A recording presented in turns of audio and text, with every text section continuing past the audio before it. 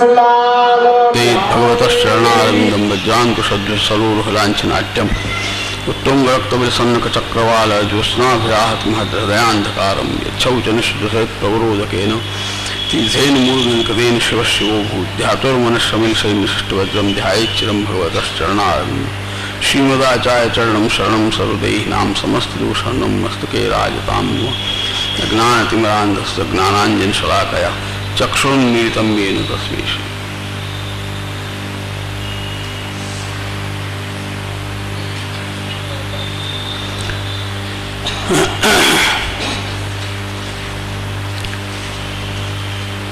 चिरंजीव शहराय जी एवं बालकृष्णलाल जी तथा सर्वे सुरतना परम भाग्यवान वैष्णवों श्रीमद वल्लभ प्रभुनी कृपा थी जे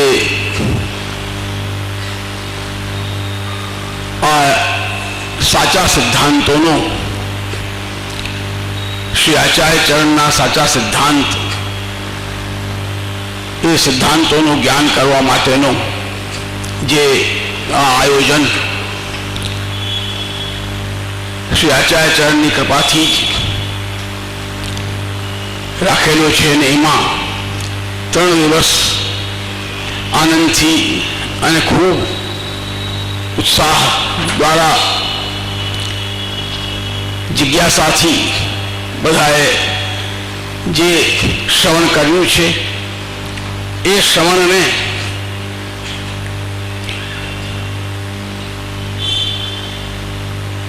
आचरण में मूकवा माटे नु प्रयत्न ये जरूर करजो। ए साचा सिद्धांतों ज्ञान जे प्राप्त थाय ए ज्ञान हृदय ने अंदर स्थिर राखजो कि जेना कारणे आपणे भ्रमित न थई शकीए। भ्रमित थया पछी तो कोई ठिकाणो रहतो नथी ने आ कलिकाल ने अंदर आ कलिकालनो पोतानो स्वभाव छे, सहज स्वभाव छे कि जे श्री हरिचरण आप आज्ञा करे छे कि कालः स्वकार्यम कुरुते न जानाति जनो यतः प्रमाद्यति हरेक कार्य स्वात्म कार्यति बुद्धला। એટલે કાળનો અને એ પણ આપ આજ્ઞા કહે છે કાલક કરાલ સૌપાગતો યમ મતિમ સતામ દ્રાગહ સમસ્તામ શ્રી વલ્લભાચાર્ય સમાશ્રિતાનામ ય કાલ કાલ શરણમ સૈવ। તો આપ શ્રી હરિચરણ આપ આજ્ઞા કરે છે કે એ હિસાબે જે કાલ છે એ કાલ એમ પણ આપ આજ્ઞા કહે છે કે બુદ્ધિનાશક કાલો એમ સર્વેશામ સૌપાગતા અતો હિ સર્વથા ગુપ્તમ બુદ્ધિરત્તમ સુબુદ્ધિભિ। તો કહેવાનો તાત્પર્ય કે કાલ बहु विचित्र आयो छे अने काल ने अंदर बहु मुश्किल छे। आ काल ज बधु करावे छे परंतु श्री आचार्य चरणना चरणारविंदनी जो आपणे ए चरणारविंदने पकड़ी राखीए त्यां ज आपणी नजर राखीए ए आपणुं सर्वस्व मानीए तो आपणे कोई पण प्रकारनो कालनी पण शक्ति नथी के बाधा करी शके।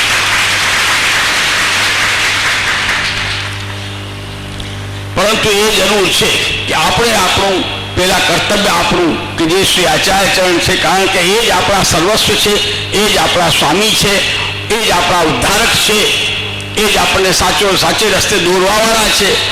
तो श्री आचार्य चरण जे छे एमना चरणारविंदनो जे आपणे आश्रय राखीए ए चरणारविंदनो ज बळ आपणे पासे रहेवो जोईए। तो कोई पण कहीं पण करी शके एम नहीं, कोई भ्रमित करी शके पण एम पण नहीं ने आ कोई काल पण असर करी शके एम नहीं। तो कहेवानो तात्पर्य के आ तो पहला अमारू एटला माटे राखी लीधुं छे कि भाई बधानी ए इच्छा हती कि आपनुं आशीर्वचन थई जवुं जरूरी है। तो ए हिसाबे पहला राखी लीधुं छे कारण के अमे आज निकळवाना हता परंतु बधानी इच्छा ने हिसाबे पछी मैं हवे सत्र में आवीने पछी त्यांथी निकळशुं। तो एक शिबिर में आवीने पछी अमे हवे निकळवानी वात छे एटले पहला एटला माटे राखी लीधुं छे। हवे मारुं एटलुं ज कहेवानुं छे कि जे श्रवण करो ए श्रवण हृदयनी अंदर स्थिर करजो। એને એ જ્ઞાનને હૃદયની અંદર સાથે રાખજો કે જેના કારણે આપણે આ કલિકાલથી બચી શકીએ ને આપણે આપણા પ્રભુનું સ્મરણ, સેવા, ગુણગાન એ બધું વ્યવસ્થિત આનંદથી કરી શકીએ અને એ પ્રભુને પ્રાપ્ત કરવાનો જે ઉદ્દેશ છે એ પ્રાપ્ત થઈ શકે શ્રી આચાર્ય ચરણની કૃપાથી. એટલે એ જરૂરી છે અને એ ધ્યાનમાં બરોબર રાખજો તો આપણે કોઈ તકલીફ આપણને નહીં થાય, કોઈ પણ પ્રકારની બહિર્મુખતા ઉત્પન્ન નહીં થાય. કારણ કે શ્રી આચાર્ય ચરણ આ આજ્ઞા કરે છે, યદા બહિર્મુખા યુવન ભવિષ્યત કથંચન તદા કાલ પ્રવાહસ્તા દેહ ચિત્તાદે ઉત્પિત સર્વથા ભક્ષિષ્યંતિ વિશ્વાયતિ મતમમ. એટલા માટે જેમ બને એમ બહિર્મુખતા કોઈ પણ પ્રકારે ન આવે એવું પ્રયત્ન કરવું જરૂરી છે. તો એ જ્ઞાન પ્રાપ્ત થાય ત્યારે જ થઈ શકે અને એ જ્ઞાન બહુ સુંદર, સાચી રીતે સાચું જ્ઞાન એ પ્રાપ્ત થઈ રહ્યું છે અત્યારે. એ જ્ઞાનને વ્યવસ્થિત તમે હૃદયની અંદર ધારણ કરજો. એટલું જ કહી મારું વખત સંપૂર્ણ કરું છું અને બીજી વાત સાથે કહી દઉં કે હું હવે અહીંથી નીકળું છું. એટલે બધા કોઈને પણ ઊભા થવાનું નહીં, બધા બેઠા રહેજો. અમે આનંદથી જવાના છીએ, કારણ કે શરૂઆત થાય એમાં પછી વિક્ષેપ થાય એ ઠીક નહીં.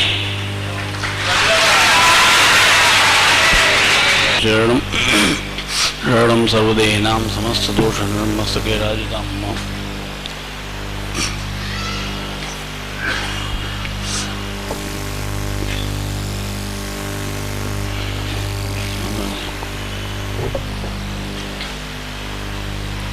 પૂજ્ય હરિદાદા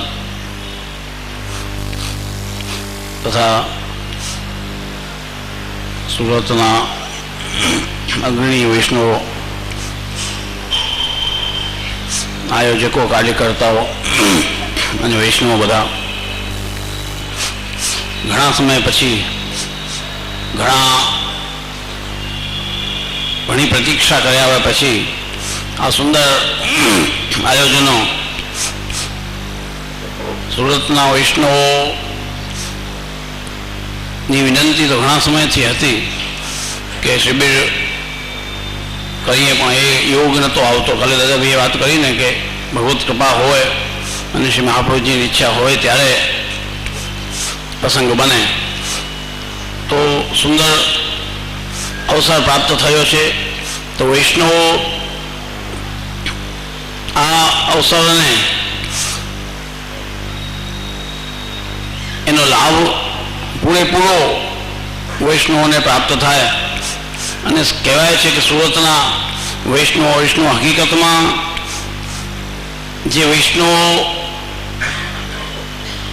સૌરાષ્ટ્રના છે એ સુરતના નહીં, એ તો અમારા સૌરાષ્ટ્રના પૂજ્ય દાદાજીના જ બધા સેવકો છે. એ જ સૃષ્ટિ છે અને પૂજ્ય દાદાજીની સૃષ્ટિ સુરતમાં ખૂબ છે. એટલે ખાસ વિશેષ કરીને આયોજન અમારા સૌરાષ્ટ્રના વૈષ્ણવો જે અહીં આવીને હવે સુરતના કહેવાય છે પણ છે ત્યાંના જ, એમના માટે અને વૈષ્ણવોને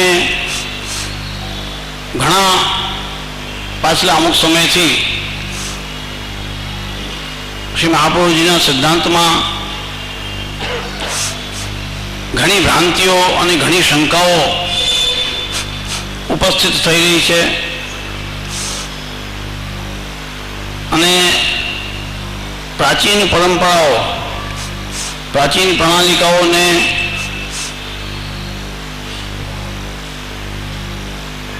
એ પરંપરાઓ વ્યવસ્થિત નથી અથવા એ પરંપરાઓ આ રીતે ન થવી જોઈએ, આમ નહીં અને આમ થવું જોઈએ. પરંપરાઓને બદલીને કંઈક નવું કરવાની એક ફેશન, એક એવો પ્રકાર ચાલ્યો છે કે નવું પરંપરાઓને બદલીને નવું જે કરે એમાં રસ આવે એવું થઈ ગયું છે. કે જૂની જે ચાલતી 500-550 વર્ષોથી જે પ્રાચીન પરંપરાઓ ચાલતી હતી એ પરંપરાઓને બદલીને, જેમ કે કાલે ચર્ચા થઈ કે મંદિરમાં ઠાકોરજીના દર્શન કરવા ન જવું અને આપણા ઘરમાં સેવા કરવી ને આવી બધી જે ભ્રાંતિઓ છે એનાથી વૈષ્ણવ સમાજને ખૂબ હાનિ થાય છે. એ બહુ સમસ્યામાં છે કે અમારે શું કરવું? અમારા બાપ દાદાઓથી, અમારી પેઢીઓથી અમને જે બતાવવામાં આવ્યું, વલ્લભકુલના બાળકો દ્વારા પણ ઘણા સમય વર્ષોથી જે તમે સાંભળતા આવ્યા, એનાથી હટીને હવે નવું કંઈક કરવું, જે પ્રાચીન પરંપરાઓ છે તો એમાં આ ખોટું છે, આ ન કરવું, આ કરવું, એવા બધા વિચારો ઘણા પ્રવર્તમાન થયા. અને એ પ્રવર્તમાન થવાને કારણે વૈષ્ણવ, જે સામાન્ય વૈષ્ણવ જે છે બધા, એ બચારા એની હાલત બહુ તકલીફવાળી થઈ ગઈ કે જે વર્ષોથી જે કરતા આવ્યા એનાથી હટીને કરવું, હવે શું કરવું અમને, એ સમસ્યા ઊભી થઈ. પ્રાચીન સમયમાં આપણે જોઈએ કે જેમ વૈષ્ણવો વલ્લભકુલના બાળકોને પધરાવતા, મનોરથો કરતા, એમાં બીજા વૈષ્ણવોને બોલાવતા અને બીજા વૈષ્ણવોને આગ્રહ કરીને કે ભાઈ તમે તમારા ઠાકોરજી પધરાવીને આવો અને વૈષ્ણવ બધા પ્રસાદ લઈએ, તમારા ઠાકોરજી પણ અહીં બિરાજે, અમારા ઠાકોરજી સાથે બિરાજે, અને એવી બધી સત્સંગ થાય, ભગવત મહાપ્રસાદ વૈષ્ણવ ગ્રહણ કરે, એ બધો આનંદ અને ભગવત સત્સંગ થતો. હવે એમાં પણ એક એવી નવી સિસ્ટમ શરૂ થઈ છે કે વૈષ્ણવને મનોરથ જ્યાં થાય ત્યાં ઠાકોરજી પધરાવીને, પોતાના ઠાકોરજી પધરાવીને ત્યાં ન અવાય. આ તો બધી સાંભળેલી વાત છે, બધા વૈષ્ણવને ખબર હશે કે પોતાના ઠાકોરજી પધરાવીને ન અવાય. કેમ કે એ દ્રવ્ય જે ઠાકોરજીને ત્યાં મનોરથથી જે મનોરથ કરતો હોય અથવા વૈષ્ણવને પ્રસાદ લેવડાવવા માટે જે ઠાકોરજીને ભોગ ધરીને જે સિદ્ધ થતું હોય, એમાં પોતાનું દ્રવ્ય ન હોય અને ઓલા વૈષ્ણવ દ્રવ્ય હોય. એટલે વાત એ જ થઈ કે પોતાના ઠાકોરજીને પોતાના દ્રવ્યથી અળગાવવું, બીજાના વૈષ્ણવના દ્રવ્ય ન અળગાવાય. તો પૂજ્ય હરિદાસને હું એ જ વિનંતી કરીશ કે આ વિષય પણ ખૂબ આજકાલ જેને કહેવાય ચગી ગયો છે ને આપણે જોઈ શકીએ છીએ કે પ્રાચીન સમયથી 550 વર્ષોથી જે ચાલતું આવ્યું, અને એમાં ખાસ કરીને બધા વૈષ્ણવ એકત્રિત થાય, ઠાકોરજી બધાના પ્રભુ પધારે, સંયુક્ત મનોરથ થાય, ભગવત પ્રસાદ બધા ગ્રહણ કરે, સત્સંગ થાય, એ આનંદમાં આ એક જેને કહેવાય વાવાઝોડાને કારણે આ આનંદમાં એક ભંગાણ પડી ગયો છે. અને આપસમાં એક વૈષ્ણવથી બીજા વૈષ્ણવના જે મધુર સંબંધ હતા એ સંબંધો પણ ઓછા થઈ ગયા છે અને એ આનંદ બધો બગડી રહ્યો છે. તો હમણાં અમુક સમય પહેલાં અમે અહીં આવ્યા હતા ત્યારે પૂર્વ વક્તાએ આ જ બધો વિષય લીધો હતો. ત્યારે મેં વાત કરી હતી, હવે તો પૂજ્ય હરિદાદા બધું સિદ્ધાંતિક આપણને સમજાવીને તમને વૈષ્ણવની ભ્રાંતિ આપણને ઘણી ખરી 2 દિવસમાં 3 દિવસમાં દૂર થઈ, એ ભ્રાંતિઓ દૂર કરવાનો મુખ્ય બહુ સરસ અવસર પ્રાપ્ત થયો છે. પણ ત્યારે તો શરૂઆતમાં અમે એટલું જ તમને કીધું હતું કે શ્રી મહાપ્રભુજી અને શ્રી ગુસાઈજી સાતલાલજી આપણા પૂર્વાચાર્યોએ જે આપણને આજ્ઞા કરી, શ્રી મહાપ્રભુજી ગુસાઈજીની જે આજ્ઞા, એમનો સિદ્ધાંત એક સામાન્ય લૌકિક રીતે સમજાવવા માટે તમને મેં વાત કરી હતી. એ તો લૌકિક વ્યવહારિક વસ્તુ છે કે શ્રી મહાપ્રભુજી એ આજ્ઞા કરેલી વસ્તુઓ અને આજ્ઞા કરેલી જે પરંપરા છે એ પરંપરામાં ગડબડ અથવા ખોટું એ તો હોય જ નહીં, હોઈ શકે જ નહીં. એ વિચારવા શક્ય જ નથી, અશક્ય સ્થાન ઓલું છે. પણ આપણે વિચારીએ અથવા આપણા માટે કહેવું પણ મુખરતા દોષ થાય, પણ માત્ર સમજવા માટે માનીએ કે શ્રી મહાપ્રભુજીએ શ્રી ગુસાઈજીએ જે પ્રણાલિકા આપી એમાં ગડબડ છે અથવા ખોટ છે, કદાચ વિચારવા માટે એમ આપણે બોલીએ તો પણ આપણા વૈષ્ણવો માટે તો મેં તમને એ જ વાત ગઈ વખતે પણ કહી હતી કે વૈષ્ણવો માટે તો એ જ છે કદાચ, કેમ કે બધાને બધા સિદ્ધાંતો અને સિદ્ધાંતોની ઝીણી છણાવટ કંઈ ખબર ન હોય ને બધાને ધ્યાન પણ બચારાને ન હોય, એટલે આપણા માટે તો એ જ છે કે શ્રી મહાપ્રભુજી શ્રી ગુસાઈજીએ જે આપણને આજ્ઞા કરી એ જ અમારા માટે સાચી. કદાચ આપણને ખબર ન પડે જેટલો એ વસ્તુનો તો સવાલ જ નથી કે એમાં ખોટ હોય, પણ છતાં સમજવા માટે વાત કરીએ કે જો એમણે ખોટી આજ્ઞા કરી તો એ ખોટી આજ્ઞા પણ અમને મંજૂર છે.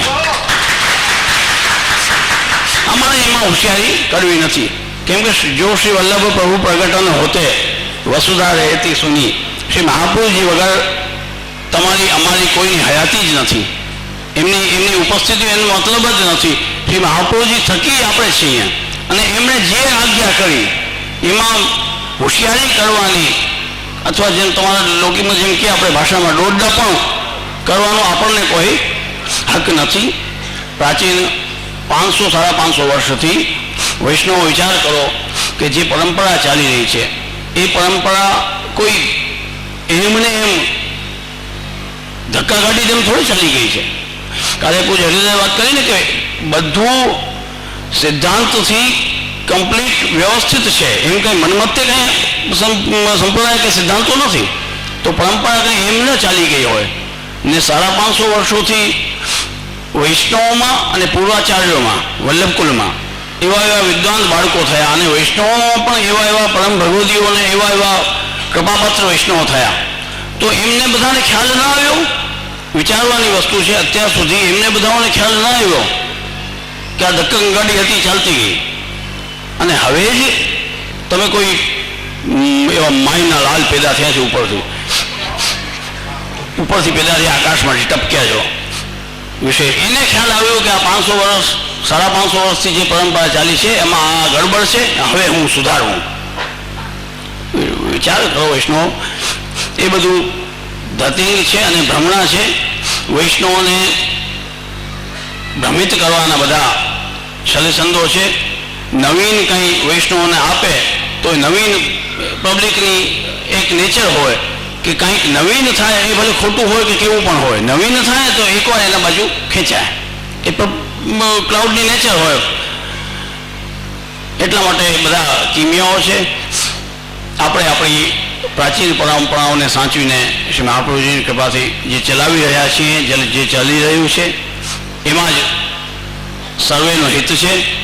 ખાસ જે આ વિષય અમારા પાસે પણ અમને પણ ખ્યાલ આવ્યો, અહીં બે દીમાં અમારે વાતચીત ચર્ચાઓમાં પણ ખ્યાલ આવ્યો કે એક વૈષ્ણવ પોતાના ઠાકોરજી બીજા વૈષ્ણવને ત્યાં ન પધરાવે અને એમના દ્રવ્યનો વિનિયોગ આપણા ઠાકોરજીને ન કરાવાય, એવી બધી જે છણાવટો છે ને એની બહુ જરૂર છે. એના કારણે બધા વૈષ્ણવો બહુ ભ્રમિત થાય છે, મનોરથો થાય એમાં ઠાકોરજી ન પધરાવા. તો એ વિષય ઉપર જરા હરિદાસને વિનંતી કરી કે એ વિષય ઉપર ખાસ છણાવટ કરે અને જે 2-3 દિવસ જેમ બધા ઘણા ભ્રમો દૂર થયા એમાં પણ એક દૂર થઈએ ને અમે આ 5 દિવસ પૂરા થાય ત્યાં સુધી આપણે બધા નિશ્ચિંત થઈને જે પરંપરા ચાલતી હતી એમાં શંકા વિના પાછા આનંદથી ભગવત સેવા ભગવત સત્સંગ કરીએ, એ જ શ્રી મહાપ્રભુજીને ચરણારવિંદમાં પ્રાર્થના કરી. નિરસ્ત સામ્યાતિશયેન રાજસા સ્વધામનિ બ્રહ્મણિ રંસ્યતે નમઃ. શ્રી વલ્લભાચાર્ય નિધિર ગદાધર દાસાદિ સેવ્ય કૃપયા ચતુર્ભુજ શ્રી રાધિકાધિશ્રિત વામદોર્દ્વયો જેજીયતામ મન્મથ પ્રભુ શ્રીમદાચાર્ય ચરણમ શરણમ સર્વદેહિનામ અશેષ દોષદહનમ મસ્તકે રાજતામ.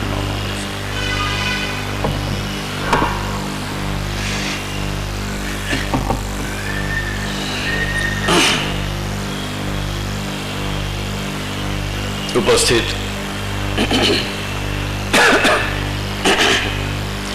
શ્રોતાજનો, શ્રી મહાપ્રભુજીની કૃપાથી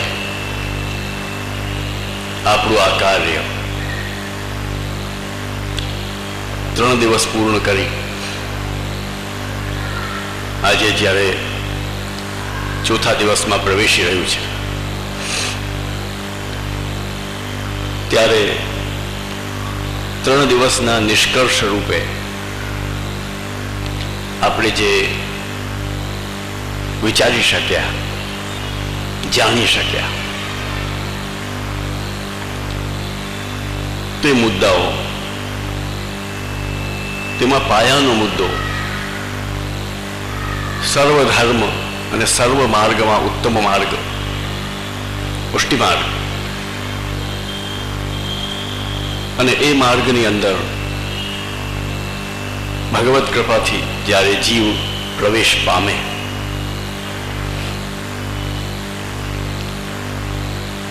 ત્યાર પછી એનું કર્તવ્ય, કારણ કે કોઈ પણ માર્ગમાં જ્યારે પ્રવેશ જીવાત્મા પામે તો એ માર્ગની અંદર પ્રવેશ થતાની સાથે જ કંઈક જવાબદારીઓ, કંઈક કર્તવ્ય, કંઈક કરણીય, કરવા જેવું એ પ્રસ્તુત થાય છે. દાખલા તરીકે કોઈ માર્ગ ઉપર જ્યારે આપણે ચાલવા માંડીએ તો એ માર્ગ ઉપર જ્યારે આપણે આવીએ ત્યાર પછી ઊભું ન રહેવાય. તમે રોડ ઉપર ચડો ને પછી ગાડી ઊભી રાખો તો એનો કોઈ અર્થ નથી. રોડ ઉપર શા માટે ચડો છો? ગાડી ચલાવવા માટે, આગળ વધવા માટે, ચાલવા માટે ચડો છો. રસ્તા ઉપર શા માટે જાઓ છો? ચાલવા માટે, નહીં કે ઊભા રહેવા માટે કે બેસી રહેવા માટે. બેસવું છે તો ઘર છે, ઊભા રહેવું છે તો બાલ્કની છે, ચાલવું છે તો રસ્તો છે, રસ્તો છે તો ચાલવું છે, ચાલવું છે એટલે રસ્તો છે ને રસ્તો છે એટલે ચાલવું છે. તો ભાઈ રસ્તા ઉપર આવ્યા તો ચાલ્યા સિવાય છૂટકો નથી. એ જ પ્રમાણે શ્રી મહાપ્રભુજીની કૃપાથી આ મહાન માર્ગમાં જ્યારે પ્રવેશ પામ્યો તો પ્રવેશ પામ્યા પછી ચાલવું પડે, અને ચાલવા માટે કાંઈક ધારાધોરણો, કાંઈક નિયમો, કાંઈક વિધિ વિધાનો હોય છે. રસ્તા ઉપર ચડ્યા પછી આડેધડ નથી ચલાતું. જો આડેધડ ચાલો તો રસ્તો જ ન રહે, અથવા તો એક્સિડન્ટ થાય, કા રસ્તો ચૂકી જવાય. આંખ ખુલ્લી પણ રાખવી પડે, આંખ બંધ રાખીને પણ ન ચાલી શકો. ખુલ્લી આંખે સમજી વિચારીને દરેક ડગલું ભરવાનું, અને રસ્તાના જે ધારાધોરણો હોય, એ માર્ગના જે નિયમો હોય તે પાલન કરવાના. આજ તમે 4 ટ્રેક હાઈવે ઉપર કાર લઈને જાઓ તો એ 4 ટ્રેક હાઈવેના જે નિયમો છે એ તમારે પાલન કરવા પડે.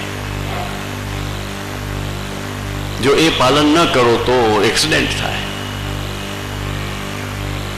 એ જ પ્રમાણે સજ્જનો દરેક જે શાસ્ત્રોક્ત માર્ગો છે, ધર્મ માર્ગો છે, એ પણ ચાલવા માટે છે, ઊભા રહેવા માટે નહીં.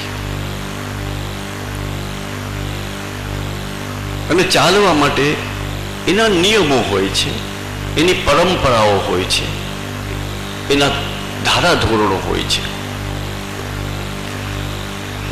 એ અનુસાર વૈષ્ણવજનો શ્રી મહાપ્રભુજીની જ કૃપાથી, શ્રી ગોવર્ધન ધરણની કૃપાથી, જેમ હમણાં ચિરંજીવ બાલુરાજાએ કહ્યું કે આપણો માર્ગ 500 વર્ષ ઉપરનો, એટલો જૂનો, એટલો લાંબો એક હાઈવે, 500 વર્ષ ઉપરના વર્ષો સુધી આ માર્ગ ચાલ્યો. એટલે કે આ માર્ગ ઉપર જીવો ચાલ્યા. માર્ગ ચાલતો નથી, ધર્મ માર્ગ પોતે ચાલતો નથી, ધર્મ માર્ગ ઉપર જીવાત્મા ચાલે છે. તો વિચાર કરો, કંઈક ધારાધોરણો, કંઈક નીતિ નિયમો, કંઈક પરંપરાઓ, કંઈક તો હશે ને. બહુ મુદ્દાની વાત ચિરંજીવ બાલકૃષ્ણલાલજીએ કરી કે કંઈક તો એવું હશે ને કે 500 વર્ષ ઉપર સુધી આ પરંપરાઓ ચાલી. એમને એમ લોલમ લોલ તો ન ચાલી શકે. હા, સંભવ છે. અમે પહેલા દિવસે કહ્યું, બીજા દિવસે કહ્યું, ત્રીજા દિવસે પણ કહ્યું ને આજે પણ કહી રહ્યા છીએ કે સંભવ છે ક્યાંક કોઈ વિકૃતિ આવે, ક્યાંક કોઈ ભૂલ ચૂક થાય, ક્યાંક કોઈ દોષ આવે, પણ ધર્મૂળથી તે પરંપરા જ ખોટી છે તેવું કેમ કરતા કહી શકાય?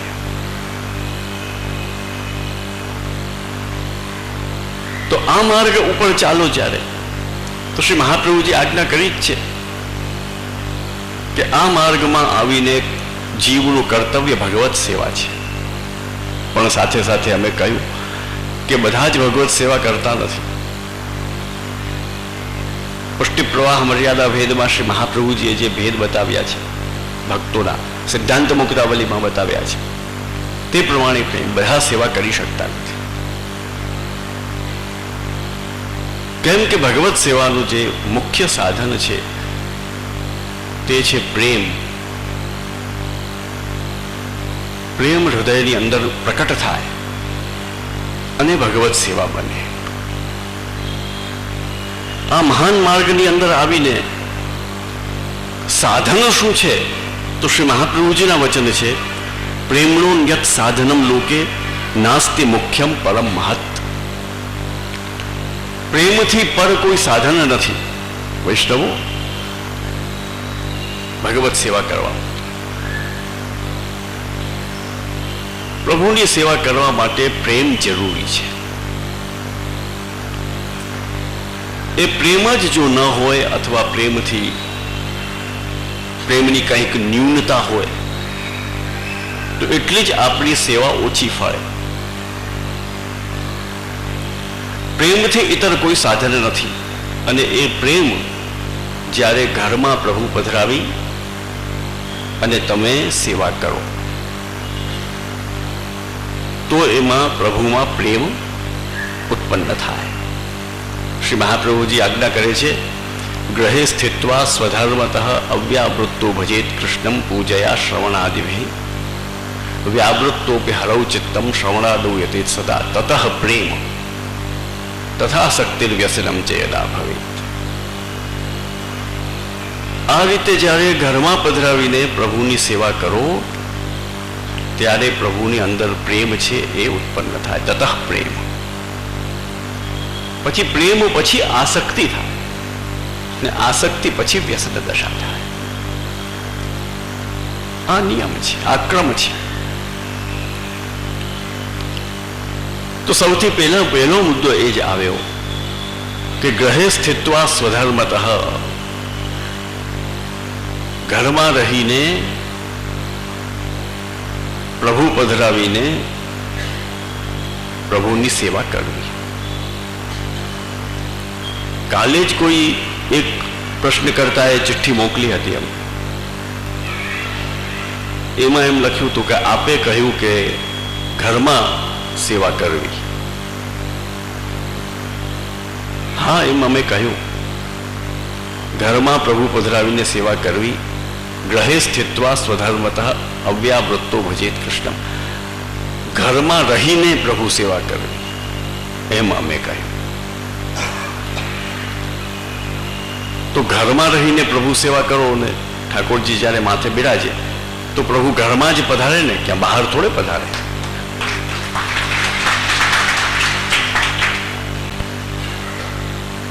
પરંતુ વૈષ્ણવો યાદ કરજો કે અમે સ્પષ્ટ શબ્દોમાં સાથે કહ્યું કે ઘરમાં પણ જ્યાં પ્રભુ બિરાજે તે મંદિર હોય,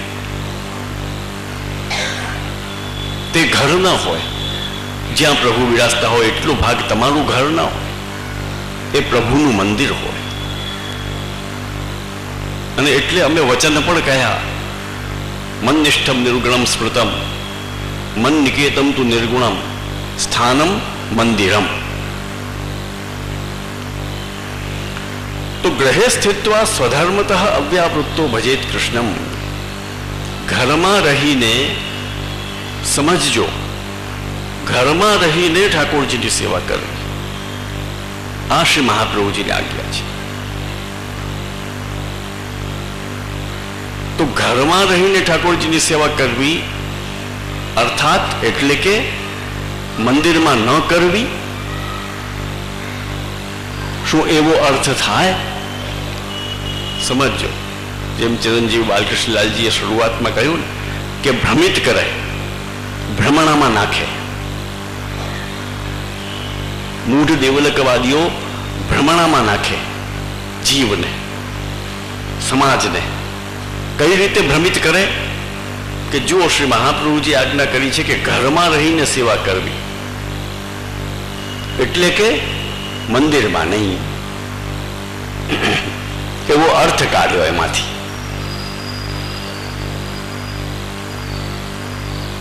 પણ હકીકતમાં એવો અર્થ નીકળી શકે કેમ? કે કોઈ પણ ગ્રંથમાં શ્રીમદાચાર્ય ચરણના, શ્રી પ્રભુચરણના, ગોસાઈજીના ને પરવર્તી બધા જ આચાર્યોના વિશાળ સંસ્કૃત સાહિત્યની અંદર કે ભાષા સાહિત્યની અંદર કોઈ પણ ગ્રંથમાં એક પણ લીટી એવી તમને નહીં મળે કે મંદિરમાં સેવા કરવી નહીં.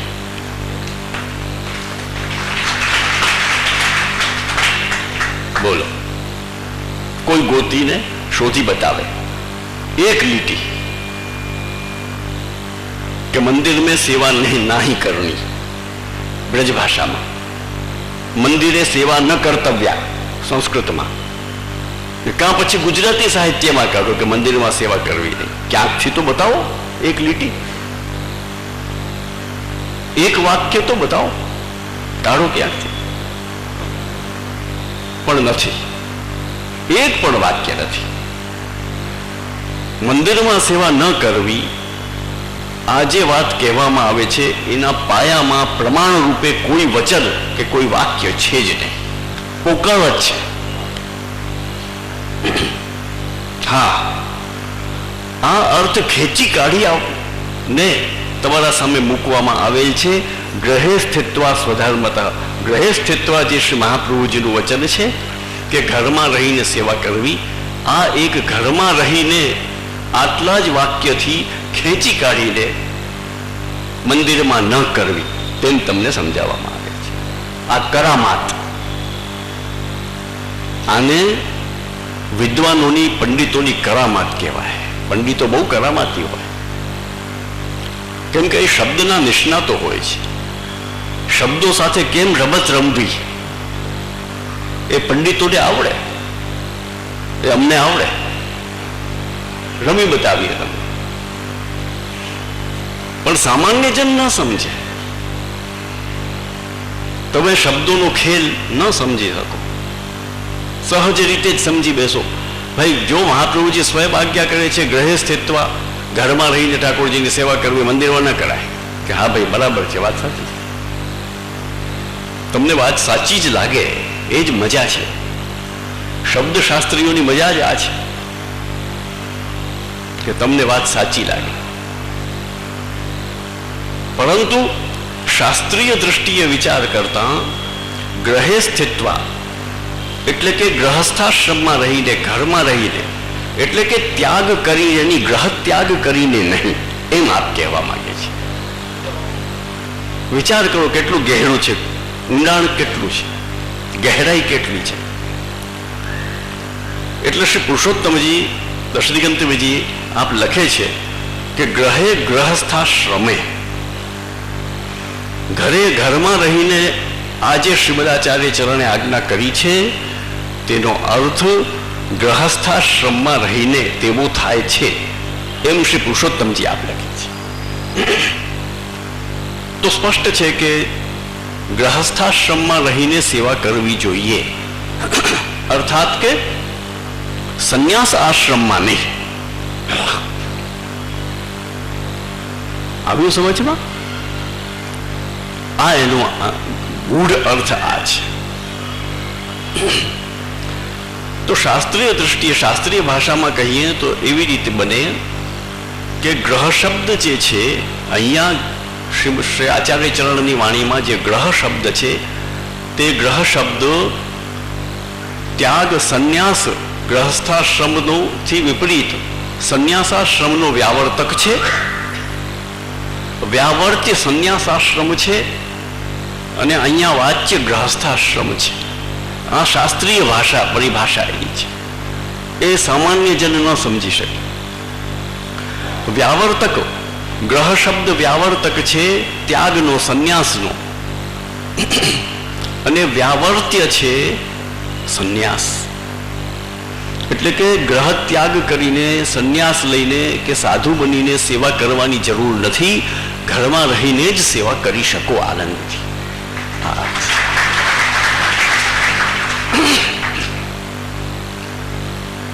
હવે વિચાર કરો, આ ક્યાં મારે ઘોટું દે ધનાધન, મારે ઘોટું ફૂટે આંખ, કે શું તો કે ઘરમાં કરવી, મંદિરમાં નહીં. લ્યો, ક્યાંનો ક્યાં અર્થ ગયો? જેમ અત્યારે કહેવામાં આવે, દાખલો હવે એક આપો, કે અત્યારે એમ કહેવામાં આવે કે અત્યારે રાત છે, આ રાત્રિ છે, રાત છે ને, દિવસ નથી ને? બરાબર છે, રાત છે, દિવસ નથી એમ કહેવાય. રાત્રિ તો ઉલટું દિવસ હોય ને. એટલે જ્યારે એમ કહેવામાં આવે કે આ રાત છે તો સમજવાનું હોય કે દિવસ નથી. એમને સમજવાનું કે અહીંયા હાથી નથી કે ઘોડા નથી. કે કોઈ એમ બોલે કે રાત છે એટલે એનો અર્થ એવો નીકળે કે હાથી નથી કે ઘોડો નથી, તેવો અર્થ નીકળે કોઈ દિવસ? ના નીકળે. કેમ કે રાત્રિનું ઉલટું ઘોડો કે હાથી નથી, રાત્રિનું ઉલટું દિવસ છે. એ જ પ્રમાણે ગ્રહસ્થાશ્રમ, ઘર, ગ્રહ, ઘરનું ઉલટું ત્યાગ છે, સંન્યાસ છે. મંદિર નથી કાંઈ, તો ઘરથી ઉલટું મંદિર નથી. સ્પષ્ટ છે કે ઘરમાં રહી કરવીનો અર્થ મંદિરમાં ન જવું કે મંદિરમાં સેવા ન કરવી તેવું થતું નથી. અને એ જ કારણ છે કે શ્રી મદાચાર્ય ચરણે સ્પષ્ટ આજ્ઞા કરી કે સ્થાનમ મંદિરમ. એટલે અમારે કાલે સમજાવવું પડ્યું કે ઘરમાં પણ મંદિર જ હોય. આ બધી પંડિતોની અને શાસ્ત્રીઓની મજા છે કે એ લોકો શબ્દ સાથે રમતા હોય છે. પરંતુ બહોળા પ્રમાણમાં વૈષ્ણવ સમાજને પૂછો તો એ એમ જ કહેશે કે વાત બરાબર છે, ઘરમાં રહેવું, ઘરમાં રહીને સેવા કરવી એટલે કે મંદિરમાં ન કરાય, એવો જ અર્થ આવે. ઠોકી બેસાડી લો. એટલે અમે જે કહ્યું હતું કે ઘરમાં રહીને સેવા કરવી એટલે કાલે કોઈ પ્રશ્ન કરતા એવી ચિઠ્ઠી મોકલાવેલી, એમાં એમ લખેલું કે આપે કહ્યું ઘરમાં સેવા કરવી. હા ભાઈ, ઘરમાં રહીને સેવા કરવી એટલે કે ઘર છોડીને, ત્યાગ કરીને, સંન્યાસ લઈને નહીં ભાઈ. બીજા માર્ગોમાં, અન્ય માર્ગોમાં જેમ ત્યાગ કરીને સેવા કરવી પડે અથવા ત્યાગ કરીને કોઈ પણ સાધના કરવી પડે. અન્ય ધર્મ માર્ગો છે એમાં ત્યાગ કરીને તમારે સાધના કરવી પડે, બધું છોડવું પડે. તેમજ આપણા માર્ગમાં બધું છોડવું પડતું નથી. એ શ્રી મહાપ્રભુજી કહેવા માંગે છે, આજ્ઞા કરવા માંગે છે.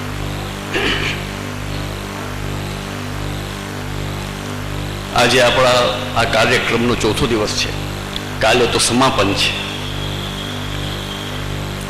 તો આજે ચોથા દિવસે પછી એમ વિચાર્યું કે ભગવત કૃપાથી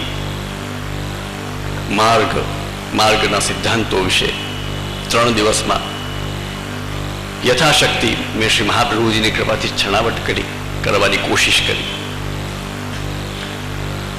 પછી પ્રશ્નો વચ્ચે પ્રશ્નોત્તરી માટે પણ અમે વિચાર કર્યો, પણ એ યોગ્ય રીતે પ્રશ્નો આવી શક્યા નહીં સામે. એટલે પછી એમ વિચાર્યું કે હવે આ પાછલા 2 દિવસ છે તેમાં આજનો દિવસ, પછી કાલનો દિવસ તો સમાપનનો છે, એટલે થોડીક ઔપચારિકતા, થોડી ફોર્માલિટી પણ બધી થાય તો સમય ઓર થોડો કમ ઓછો પડે. તો આજે એવું વિચારીએ છીએ કે અમુક પ્રશ્નો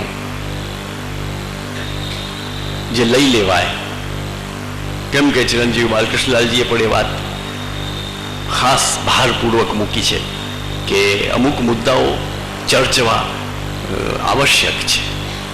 જેમ આ એક મુદ્દો ચર્ચાઈ ગયો કે વિચારો કે શાસ્ત્ર વચન, શ્રી આચાર્ય ચરણનું વચન ગ્રહે સ્થિત્વા છે. ઘરમાં રહીને એટલે મંદિરમાં રહીને તેવો અર્થ થતો નથી, ઘરમાં રહીને એટલે કે ત્યાગ કરીને નહીં તેવો અર્થ થાય છે. આ મુદ્દો ચોખ્ખો થઈ ગયો.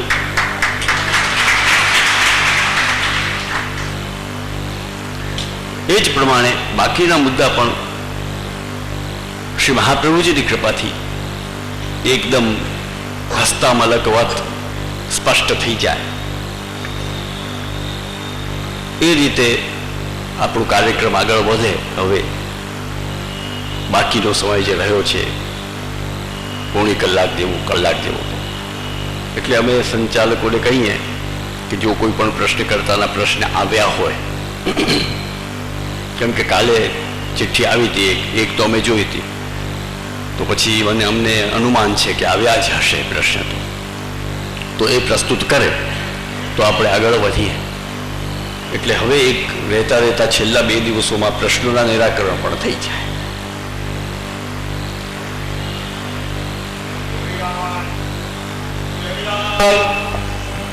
શ્રી હરિરાય પ્યારે કી જય. હવે પ્રશ્ન પૂછ્યો છે, શ્રી મહાપ્રભુજીના વચન છે સ્થાનમ મંદિરમ, એ કયા ગ્રંથમાં કહેલું છે? તે ગ્રંથનું નામ આપવા વિનંતી. પ્રશ્ન પૂછનારે પોતાનું નામ લખ્યું નથી, તો જે કોઈ પ્રશ્ન પૂછે તે પોતાનું નામ અચૂક જણાવે. તો નામ નથી, નામ વગર છે. હવે આ પ્રશ્નકર્તાએ પ્રશ્ન પૂછ્યો છે તો એ અત્યારે અહીંયા ઉપસ્થિત છે કે નહીં અમને ખબર નથી. લાલ અક્ષરની ચિઠ્ઠી છે જે વૈષ્ણવે લખ્યું હોય, જો ઉપસ્થિત હોય તો જરૂર આવે, જો સામે આવે, જો ઊભા થાય તો પ્રસન્નતા થશે કે એને ગ્રંથનું નામ પૂછ્યું. વિચાર તો કરો, આ ગ્રંથની અંદર કડી આવે છે, એ ગ્રંથની અંદર કડી છે, કયા ગ્રંથની કડી છે એ પૂછ્યું છે.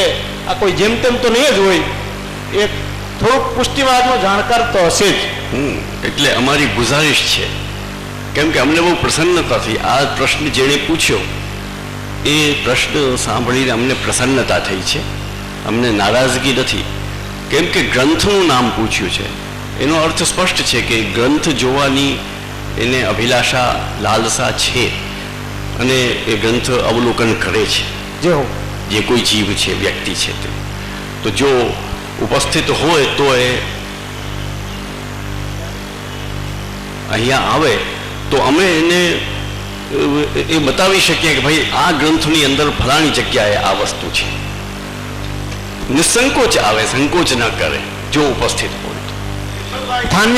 વિઠ્ઠલભાઈ થાન્યાણા પાસે ત્યાં ચિઠ્ઠી આવેલી છે, જો એમને માલુમ હોય તો એ પણ જણાવી શકે છે. ના, કોઈ વાંધો નહીં. શ્રી હરિરાય પ્યારે કી શાંતિ જાળવો વૈષ્ણવો. એટલી બધી કાપલીઓ આવી છે વૈષ્ણવો કે કૃપાનાથ 20 વર્ષથી આ જે શિબિરની વાત હાલતી હતી, 20 વર્ષે આ શિબિરની આજે આપને સમય મળ્યો છે. હવે કદાચ 20 દિવસ બિરાજે તો આજની કાપલી પૂરી નથી થાય એમ.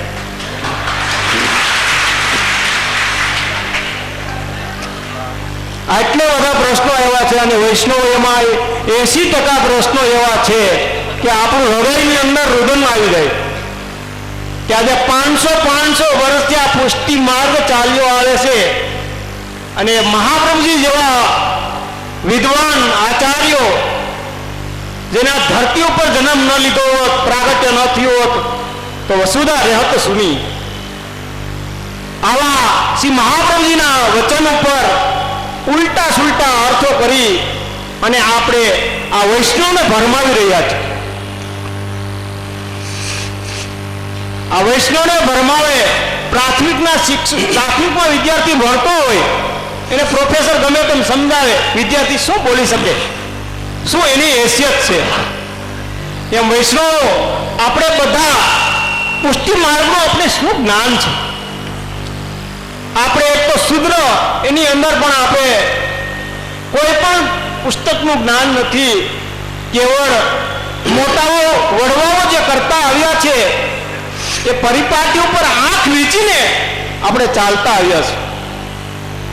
તો વૈષ્ણવ આવા મહાપ્રભુજીના વચન ઉપર જો અત્યારે ઊંટાનું સુલટું સમજાવતા હોય તો આપણો અત્યારનો આ સમય આપણા માટે બહુ જ ખરાબ સમય છે. વૈષ્ણવ અત્યારે 200 થી 250 બાળકો ભૂતળ પર બિરાજમાન છે.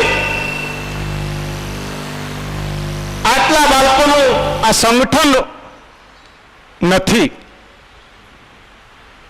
વૈષ્ણવો બહુ દુઃખ સાથે મારે કહેવું પડે છે, આ 500 વર્ષ પછી એટલે આ 10-12 વર્ષ પહેલા આ બધું ચર્ચા વિચારણા થઈ છે, ત્યારથી આ બધો વાદ વિવાદ ચાલુ થયો છે.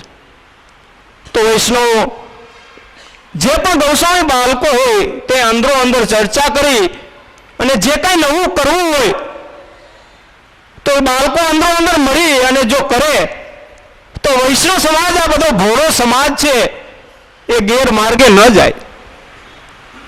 તો અંદરો અંદર બાળકો ન સમજતા પોતપોતાની રીતે 4 થી 5 ગૌસ્વામી બાળકો આવા અવળા સવળા ઊંધા છીતા આમ તેમ કરી અને વૈષ્ણવને ભરમાવી રહ્યા છે.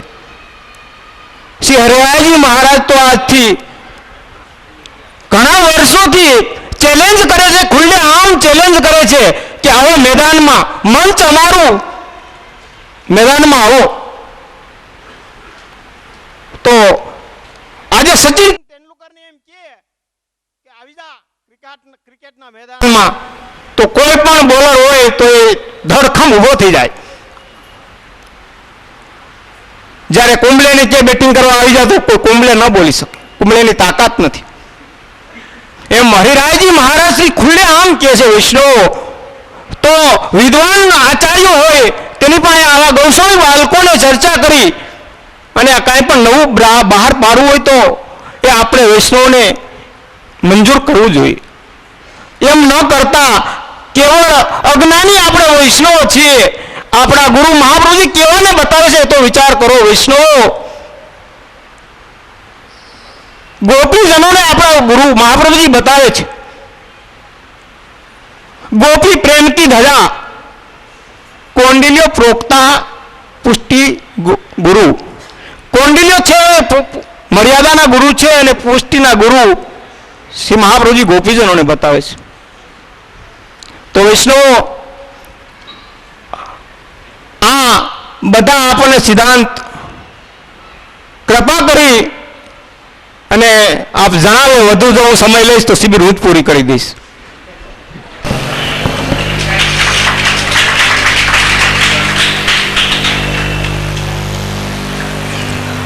વૈષ્ણવજનો જેમ હમણાં કહેવામાં આવ્યું એ પ્રમાણે વાત ભગવત કૃપાથી સાચી છે કે જે દેવલકવાદ ચલાવનારા લોકો છે, અમે ખુલ્લી ચેલેન્જ કરી છે શ્રી મહાપ્રભુજીની કૃપાથી એમને કે ભાઈ એ સાબિત કરે અને શાસ્ત્રથી સિદ્ધ કરીને બતાવે કે એ જે કહે છે તે સાચું છે કે નહીં. તેનો પહેલો દાખલો જ અત્યારે જ મેં કહ્યું એમ કે ગ્રહે સ્થિત્વનો અર્થ શું મંદિરમાં નથી તેવું થાય છે.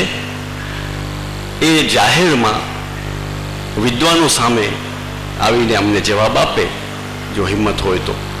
અમે કહીએ છીએ કે એનો અર્થ સંન્યાસ આશ્રમ અને ત્યાગ ન કરવો, ગ્રહમાં રહીને સેવા કરવી તેવો થાય છે.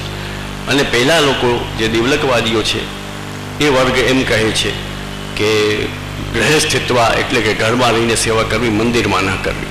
હવે આ બંને અર્થમાંથી વિદ્વાનો જ નિર્ણય કરે ભરી સભામાં કે સાચો અર્થ શો છે, કયો છે.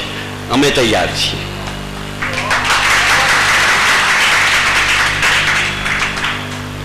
હવે આપણે વિષય ઉપર આવીએ કે જે કોઈ પ્રશ્ન કરતા એ પ્રશ્ન પૂછ્યો એ અહીંયા ઉપસ્થિત નથી અથવા છે. જે કંઈ માનવું હોય માની લઈએ. કારણ શું કે પ્રશ્ન એવો પૂછવામાં આવેલો છે, આ પ્રશ્ન જ એવો છે કે કયા ગ્રંથમાં આ વચન છે કે મહાપ્રભુજીએ એમ આજ્ઞા કરી છે કે સ્થાનમ મંદિરમ. જો હવે સમજો કે જે લોકો એમ કહે છે કે મંદિરમાં સેવા ન કરવી ને ઘરમાં સેવા કરવી, ઘરમાં સેવા કરવી એનો અર્થ તેવો થાય કે મંદિરમાં સેવા ન કરવી. આ વાત જે લોકો કહે છે એ લોકો પાસે એક પણ વાક્ય કે એક પણ વચન મહાપ્રભુજીનું એવું નથી કે મંદિરમાં સેવા ન કરવી. એવું એક પણ વચન એના પાસે નથી. પરંતુ અમારા પાસે એ વચન છે કે સ્થાનમ મંદિરમ, મંદિરમાં પધરાવીને સેવા કરવી. હવે પૂછનારે એમ પૂછ્યું છે કે એ કયા ગ્રંથનું છે. હવે પૂછનાર અહીંયા ઉપસ્થિત હોય તો હું તો બતાવી દઉં કે કયા ગ્રંથનું છે, તરત અત્યારે જ બતાવી દઉં. હવે જો એ ન હોય તો એને ખબર કેમ પડશે બિચારાને કે આ કયા ગ્રંથનું છે.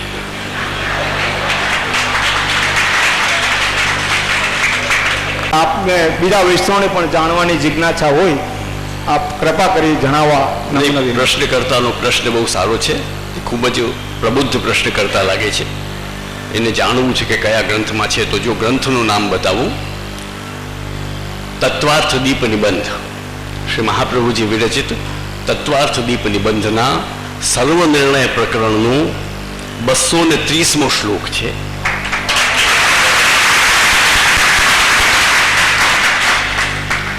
અને એ શ્લોકના પ્રકાશ એટલે કે શ્રી આચાર્ય ચરણે જ પોતે પ્રકાશ નામની એની વ્યાખ્યા કરી છે પોતાના જ ગ્રંથની. તત્વાર્થ દીપ નિબંધ આખો શ્લોકનો પદ્યાત્મક ગ્રંથ છે. એ ગ્રંથની શ્રીમદાચાર્ય ચરણે એ ગ્રંથ બહુ દુરૂહ, બહુ અઘરો. એટલે વૈષ્ણવ વિનંતી કરી શ્રી મહાપ્રભુજીને કે પ્રભુ આ અર્થ સમજાશે નહીં, એટલે એ અર્થ સરળ થઈ શકે એટલે શ્રીમદાચાર્ય ચરણે સ્વયં જ એની પ્રકાશ નામની ટીકા વ્યાખ્યા લખી. એ પ્રકાશમાં આપ લખે છે, શ્લોક છે, શ્લોક બોલીને સંભળાવી દો. અમે કાલે પરમ દિવસે પણ એ શ્લોક કહ્યો હતો.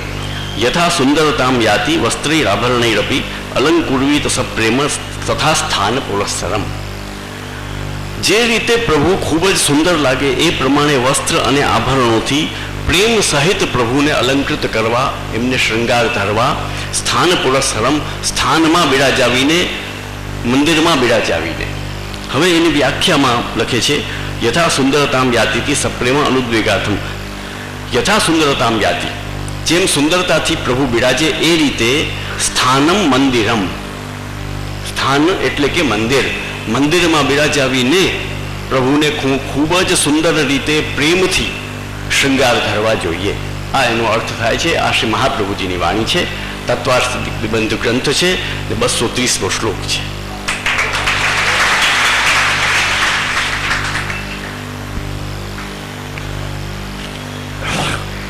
શરીરાય પ્યારે કી.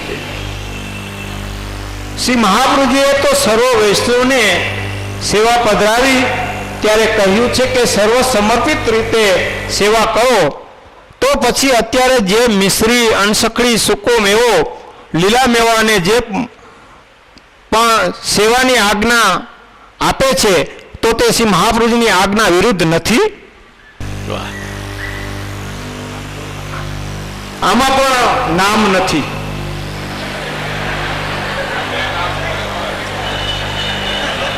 આ પણ લાલ અક્ષરે જ લખેલું છે, એટલે આ વિઠ્ઠલભાઈ પાસેથી ચિઠ્ઠી આવેલી છે.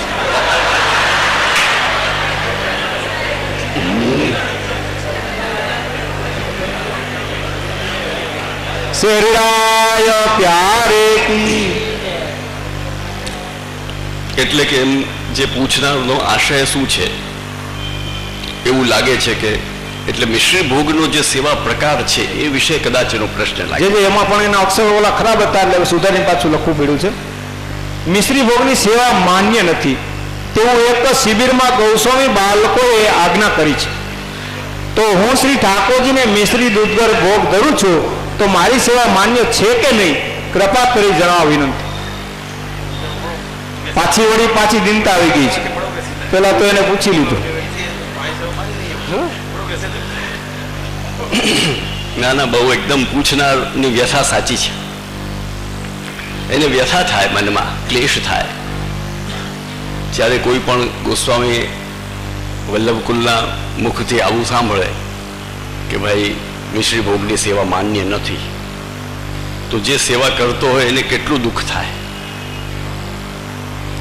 એને એમ જ થાય કે મારી સેવા વ્યર્થ છે, એની જિંદગી વ્યર્થ થઈ જાય. હવે આમાં પણ નામ તો છે નહીં, એટલે મને લાગતું નથી કે પ્રશ્ન કરતા સામે આવે.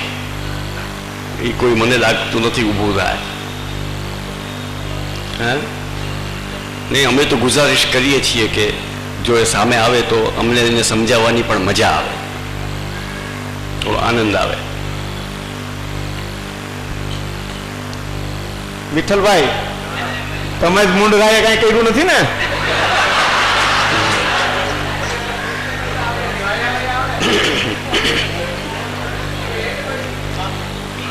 સારું, બધું એને એ વૈષ્ણવને જાણવા મળશે બધા વૈષ્ણવ. પણ એ તો સખડી ધરે છે એટલે એનો પ્રશ્ન પોતાનો છે જ નહીં. આ કોઈ પણ જે મિશ્રી ભોગ ધરે છે અને સેવા કરે છે ને, એનો જ પ્રશ્ન છે. એ જીવની આ વ્યથા છે. તો અમે એટલા માટે વિચારતા હતા કે જો એ પોતે સામે આવે તો અમે એને જરા સામેથી કંઈક પૂછી શકીએ, પરંતુ નથી. તો એનો ઉત્તર એ પ્રમાણે છે કે પહેલા તો એક જ વાત, એક જ પ્રશ્ન ઊભો થાય આમાં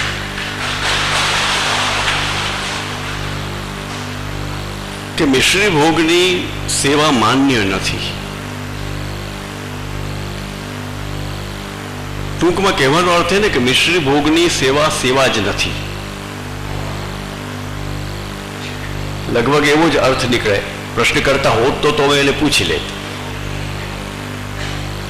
કે અર્થ એવો નીકળે કે મિશ્રી ભોગની સેવા સેવા જ નથી. તો હવે સૌથી હા, એટલે મતલબ એ જ થયો. તો હવે વૈષ્ણવો વિચારો, સૌથી પહેલા આપણે વિચારવું પડે કે મિશ્રી ભોગ એટલે શું. મિશ્રી ભોગને પહેલા સમજો, તો પછી મિશ્રી ભોગની સેવાનો પ્રશ્ન આવે. સેવા તો એક કાલમ દ્વિકાલમ વા ત્રિકાલમ વાપી પૂજયેત. સેવા તો રંચક માત્ર પણ જો કરો તો એ સેવા છે. બરાબર? ખાલી પ્રભુને કાલે અમે કહ્યું કે ગુંજા ધરાવો, ગુંજામાલા ધરાવો, તો એ સેવા છે. એટલે પ્રભુને ભોગ ધરો, મિશ્રી ભોગ ધરો એટલે સેવા તો થઈ ગઈ, પરંતુ મિશ્રી ભોગની સેવા માન્ય નથી. તો પ્રશ્ન એ આવે કે જો મિશ્રી ભોગ ભોગ જ ન હોય તો સેવા માન્ય ન થાય. વિચારવું એ પડે કે મિશ્રી ભોગ, પહેલી વાત તો એ કે ભોગ છે કે નહીં. જો મિશ્રી ભોગ ભોગ છે અને પ્રભુ માટે ભોગ્ય છે તો મિશ્રી ભોગ સેવા છે. જો પ્રભુ માટે મિશ્રી ભોગ્ય નથી, ગ્રાહ્ય નથી, તો સેવા નથી. તો પ્રભુ માટે મિશ્રી તો ગ્રાહ્ય છે. તમને જ બધાને અમે પૂછીએ કે સર્વપ્રથમ બ્રહ્મ સંબંધ મંત્રની આજ્ઞા શ્રાવણસ્યામલે પક્ષે એકાદશ્યામ મહાનિશી સાક્ષાત ભગવતા પ્રોક્તમ તદક્ષરસ ઉચ્યતે માં શ્રી ગોવર્ધન ધરણે શ્રી આચાર્ય ચરણને કરી. અને એ આજ્ઞા થયા પછી આપે શ્રી ગોવર્ધન ધરણને પવિત્રા ધરાવ્યા અને મિશ્રી ભોગ ધર્યા. કઈ દાળ ભાત ભોગ નથી ધર્યા.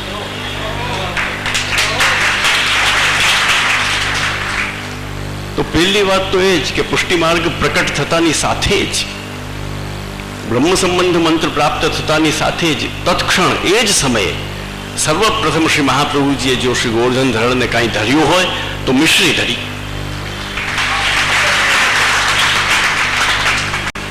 તો શું તે ભોગ નહોતો? જ્યારે શ્રી મહાપ્રભુજીએ શ્રી ગોવર્ધન ધરણને મિશ્રી ધરાવી પવિત્રા ધરીને, તો એ મિશ્રી ભોગ નહોતો? એ તો ભોગ હતો જ, એ તો માનવું જ પડે. તો મિશ્રી ભોગ ભોગ તો છે જ, એટલું તો પાકું છે. પ્રભુને ધરવા લાયક છે, ભોગ છે, અને પ્રભુ પ્રેમથી આરોગે છે. એ બાબતમાં તો કોઈ શંકાને સ્થાન નથી. હવે તો માત્ર એટલો જ પ્રશ્ન રહ્યો કે હે જીવ, તું ખાલી મિશ્રી કેમ ધરે છે, એમ કયો. હા, એમ બોલો. પ્રશ્ન કરતા અહીંયા ઉપસ્થિત હોય ને કદાચ શર્મ લાજને મારે ઉઠી ન શકતો હોય તો એને પૂછ્યું કે ભાઈ હવે કે મને કે મિશ્રી ભોગ છે, મિશ્રી ભોગ આવે છે, શ્રી ગોવર્ધન ધરણ પ્રેમથી આરોગે છે, બધી વાત સાચી, પરંતુ જીવ તું ખાલી મિશ્રી જ શા માટે ધરે છે, આ પ્રશ્ન છે.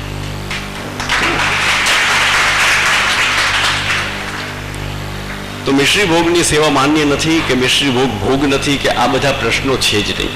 એટલે મિશ્રી ભોગની સેવા છે જ. જીવનું કર્તવ્ય શું છે એ પ્રશ્ન આવે કે જીવને ખાલી મિશ્રી ધરીને વિરમી જવું ન જોઈએ. એ વાત સાચી છે. જીવનું કર્તવ્ય સર્વ પ્રભુને સમર્પિત કરીને જ લેવું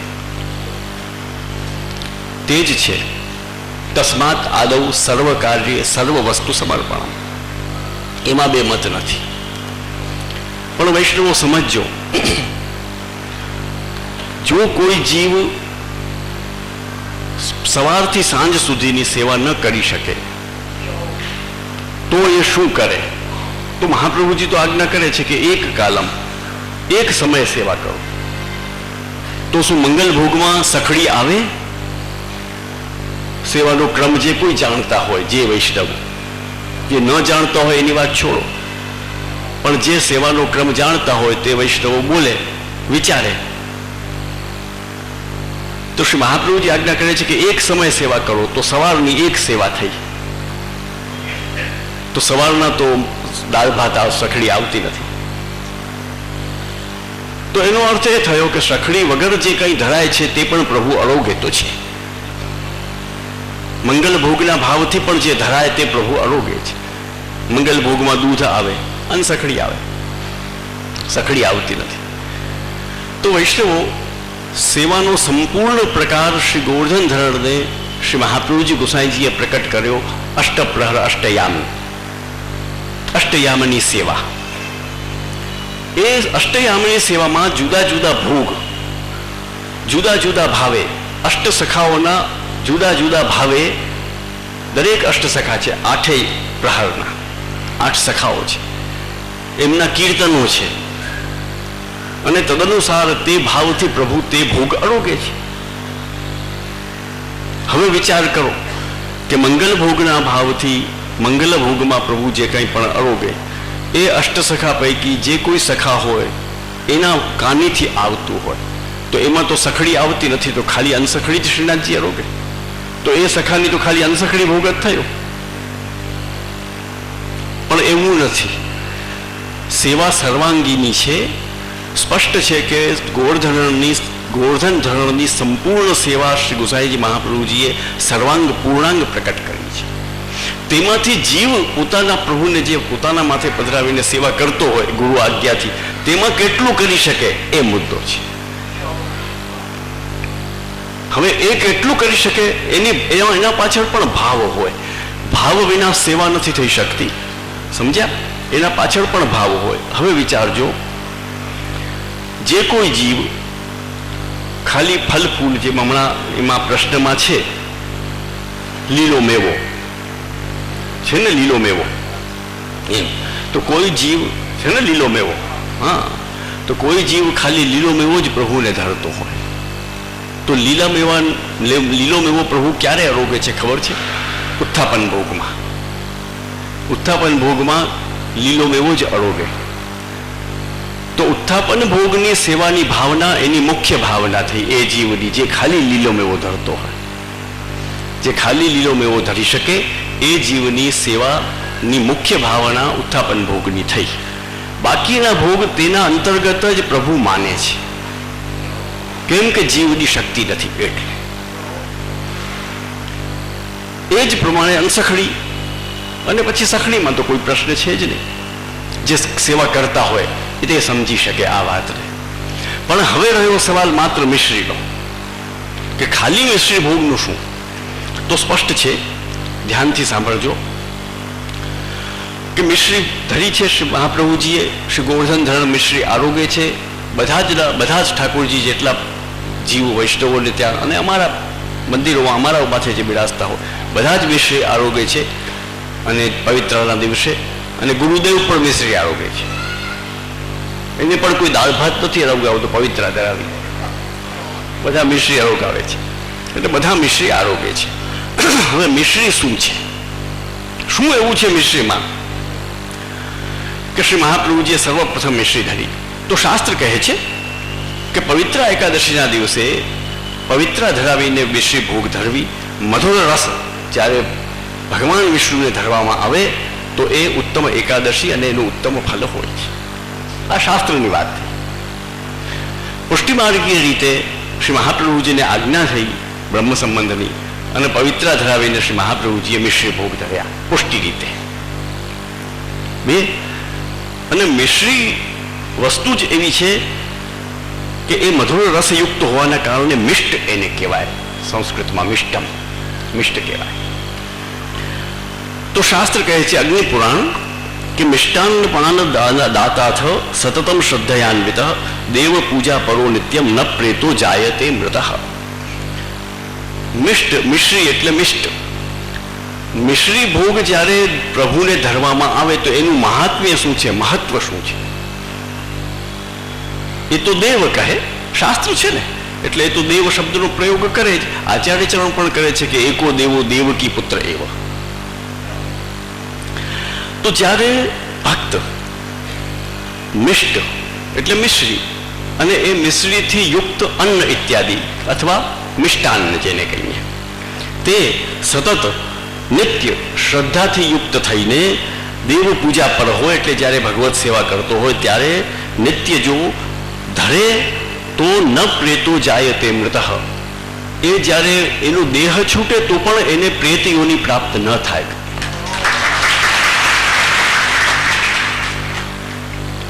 એટલે સ્પષ્ટ છે કે શાસ્ત્ર પણ મિષ્ટ છે એનું મહત્વ અને એનું મહિમા બતાવે છે. હવે એ મહત્વ મિષ્ટ તરીકે મિશ્રીનો મહિમા શા માટે સમજો? કારણ શું છે કે મધુર રસ છે. રસ છ મધુર આમ્લ લવણ કટુ કષાય તિક્ત, 6 પ્રકારના રસ. અને આયુર્વેદ શાસ્ત્ર કહે છે કે બધા જ રસોનો અંતર્ભાવ મધુર રસમાં થાય છે. મધુર આમ્લ લવણ કટુ કષાય તિક્ત, આ બધા જ જેટલા તીખા ને આમ્લ ને લવણ ને કટુ કડવું એ બધા જ રસો છેલ્લે પર્યવસિત શેનામાં થાય છે? તો કે મધુર રસમાં. બધું અંતે મીઠું થઈ જાય. આ આયુર્વેદનો શાસ્ત્રનો નિયમ છે. તો મધુર રસ છે ને એ પ્રભુને અત્યંત પ્રિય છે. અધરમ મધુરમ વદનમ મધુરમ નયનમ મધુરમ હસિતમ મધુરમ છે. કારણ શું છે સમજો કે પરબ્રહ્મ ભગવાન શ્રી કૃષ્ણ રસરૂપ છે. ઉપનિષદ કહે છે રસો વૈસહ રસમ હેવાયમ લબ્ધ્વા નંદી ભવતી. એ આપ રસરૂપ છે, સ્વયં રસ છે, અને રસ આરોગીને ખૂબ પ્રસન્ન થાય છે. તો મિશ્રી શું છે? મિશ્રી રસ છે, એ મધુર રસ છે. મિશ્રી તો ગાંગડો તમને દેખાય, બાકી એ પીગળે એટલે રસ થઈ જાય. મિશ્રી કોઈ અલગ પદાર્થ નથી. જેમ બરફ હોય છે એ કોઈ અલગ પદાર્થ નથી. બરફ પીગળે એટલે પાણી થઈ જાય, જામેલું જલ એટલે બરફ. એમ જ જ્યારે રસ, મધુર રસ જે જામી જાય એટલે મિશ્રી થઈ જાય છે. એ પીગળે એટલે આખું રસ થઈ જાય, મિશ્રી રહે જ નહીં. એટલે જ પ્રભુને દુગ્ધ પણ અત્યંત પ્રિય છે. દુગ્ધ મધુર હોય. શ્રી યશોદાજીનું દુગ્ધ કહેવાય યશોદાયા સ્તનન થયા. યશોદોત્સંગ લાલિત છે પ્રભુ, એમને યશોદાજીનું દૂધ અત્યંત પ્રિય છે. મિશ્રીમાં યશોદાજીના દુગ્ધની ભાવના છે. તો પ્રભુ નેત્ર બંધ કરીને ખૂબ આનંદપૂર્વક યશોદાજીનું સ્તનપાન કરે. દૂધ આરોગે છે, મધુર રસ છે. ઉપનિષદ કહે છે આ તો બ્રહ્મનું લક્ષણ છે. કોઈ એમ કહે કે મધુર રસ શ્રી બાલકૃષ્ણ પ્રભુ આંખ બંધ કરીને આનંદથી કેમ પાન કરે છે? તો શાસ્ત્ર કહે છે, ઉપનિષદ કહે છે કે બ્રહ્મનું સ્વભાવ છે રસો વૈસહ રસમ એવાયમ લબ્ધવા નંદી. એ મધુર રસને પીને ખૂબ આનંદ પામે. એટલે મિશ્રી આરોગીને તો પ્રભુ અત્યંત પ્રસન્ન થાય. અતિ નહીં, અતિ અત્યંત પ્રસન્ન થાય. એટલે મિશ્રી તો अपने સ્વયં अपने આપ में જેને કહેવાય પોતાનામાં જ રસ છે, મધુર રસ. એટલે મિશ્રીનું મહત્વ છે, મિશ્રીનું મહાત્મ્ય છે, અને એ મહાત્મ્ય શાસ્ત્રોક્ત છે. એટલે જ એ મધુર રસ પવિત્ર એકાદશીના દિવસે પણ પ્રભુને આરોગાવવામાં આવે છે. એટલે મિશ્રી ભોગ ધરવામાં કોઈ બાધ નથી, અને મિશ્રી ભોગની સેવા કરવામાં પણ કોઈ બાધ નથી. પરંતુ જો અશક્તિ હોય તો, જો ન ધરી શકે એવી પરિસ્થિતિ હોય તો, જો એ ધરી શકે, બધી રીતે સમર્થ હોય, કરી શકતો હોય, છતાં આળસના કારણે ખાલી મિશ્રી ભોગ ધરતો, તો જીવ ખોટો છે. ની માન્ય તો છે જ, પ્રભુ તો માનશે આટલું કરશો તો, પણ જીવની કપટ છે, જીવ કપટી છે. એટલે જીવ કપટ કરતો હોય ક્યાંક ક્યાંક, તો જીવનું કપટ જરૂર છે. આ કે એના શક્તિ હોય, સમર્થ હોય, છતાં ન ધરે ને આપણે મિશ્રી ભોગમાં જ પતી જાય. જલ્દી મિશ્રીમાં જ પતાવો. ઘણી વાર પતિઓ પતિ શબ્દ જ એવો છે, પતિ ગયો, પતિ ગયો.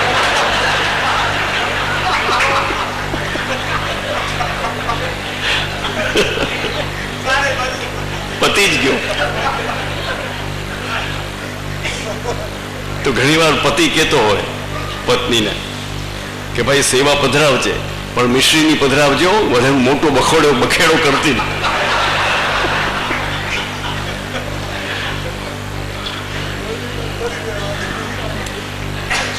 એવું છે. એટલે એ અલગ વાત છે કે જીવનું જ્ઞી એમાં કપટ હોય. તો જીવ જો કપટ કરે, કે જીવ કપટી હોય, તો એ જીવનો દોષ છે, સિદ્ધાંતનો દોષ નથી, કે મિશ્રીનો દોષ નથી, કે મિશ્રી ભોગનો વાંક નથી. પ્રભુ તો આરોગ્ય છે.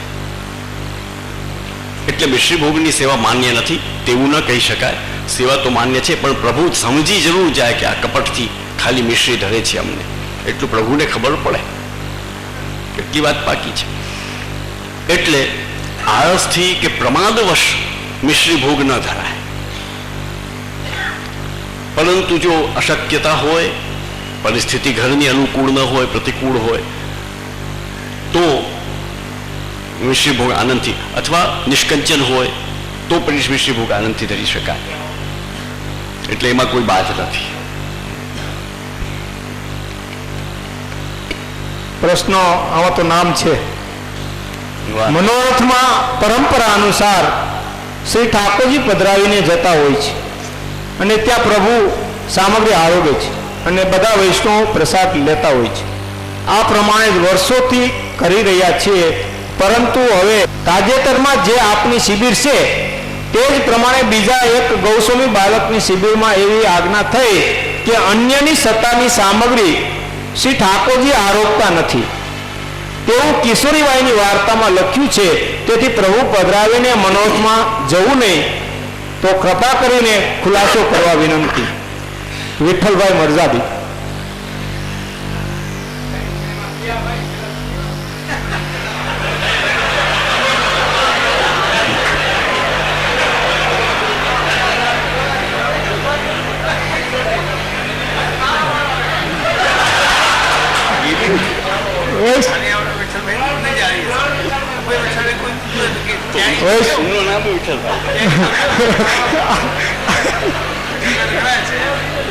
વાત સાચી છે.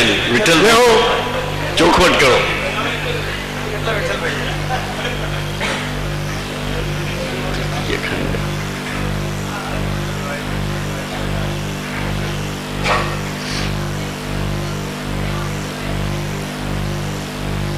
લેતો મને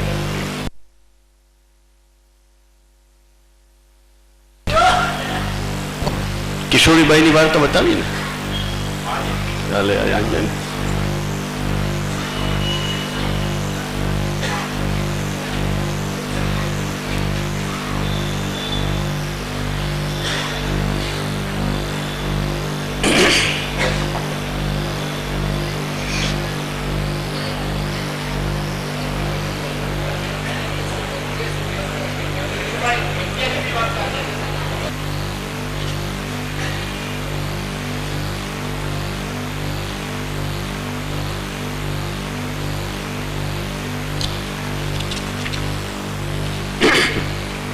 એટલે એને શું લખ્યું છે?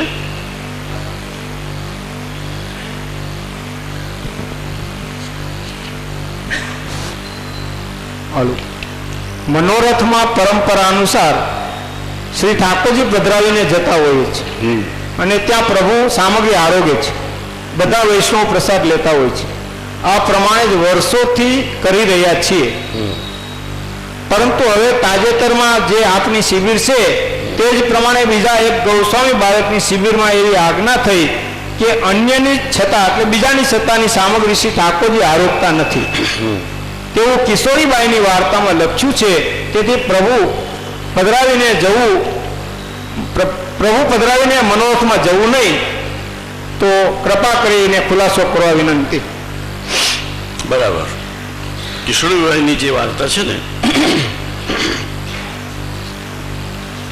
એની અંદર આ પ્રસંગ આવે છે.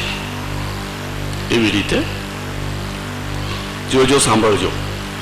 આ ગુજરાતી ભાષાંતર છે, આ મૂળ વાર્તા નથી, ગુજરાતી ભાષાંતર છે, પણ છે અક્ષરશઃ. એક દિવસ કિશોરીબાઈએ નવનીત પ્રિયજીને ગાદી તકિયા ઉપર ખેલતા જોયા. કિશોરીબાઈ મનમાં ખૂબ પ્રસન્ન થઈ, શ્રી ઠાકોરજીની સેવા ખૂબ પ્રેમથી કરવા લાગી.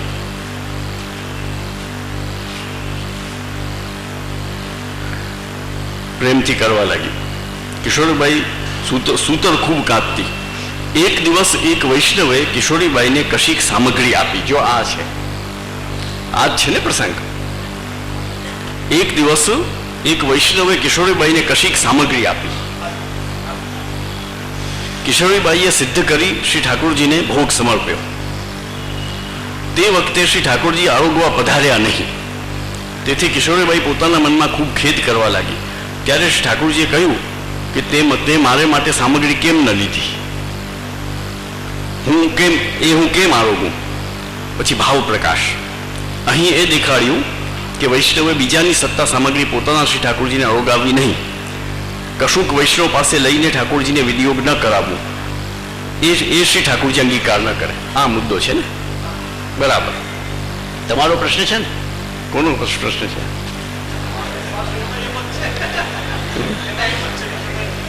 ખાલી વિઠ્ઠલભાઈ છે.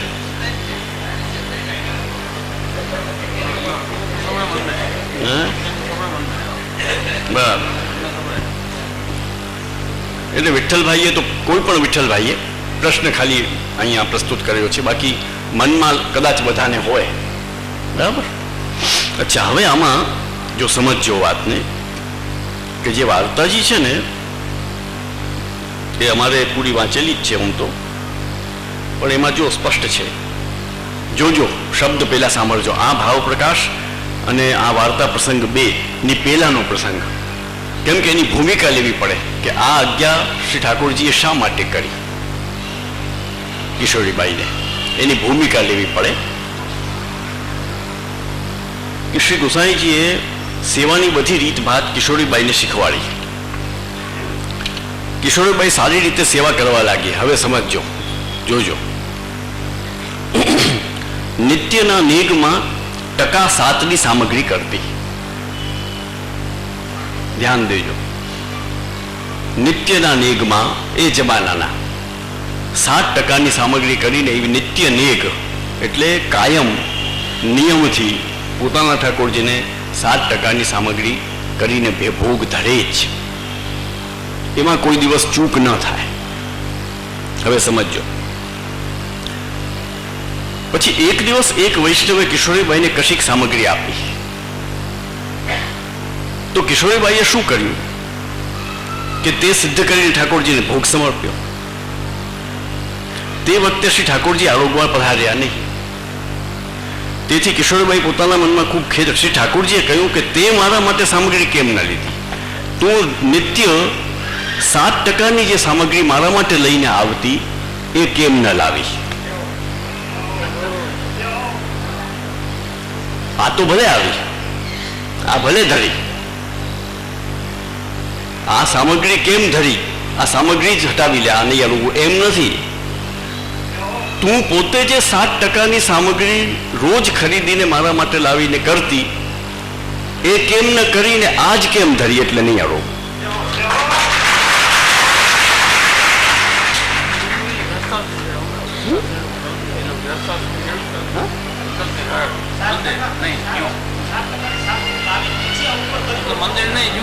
જો 7%ની સામગ્રી સાંભળો વૈષ્ણવ ના, ખૂબ સુંદર પ્રસંગ છે, આનંદ આવે છે. વૈષ્ણવો થોડી શાંતિ રાખો.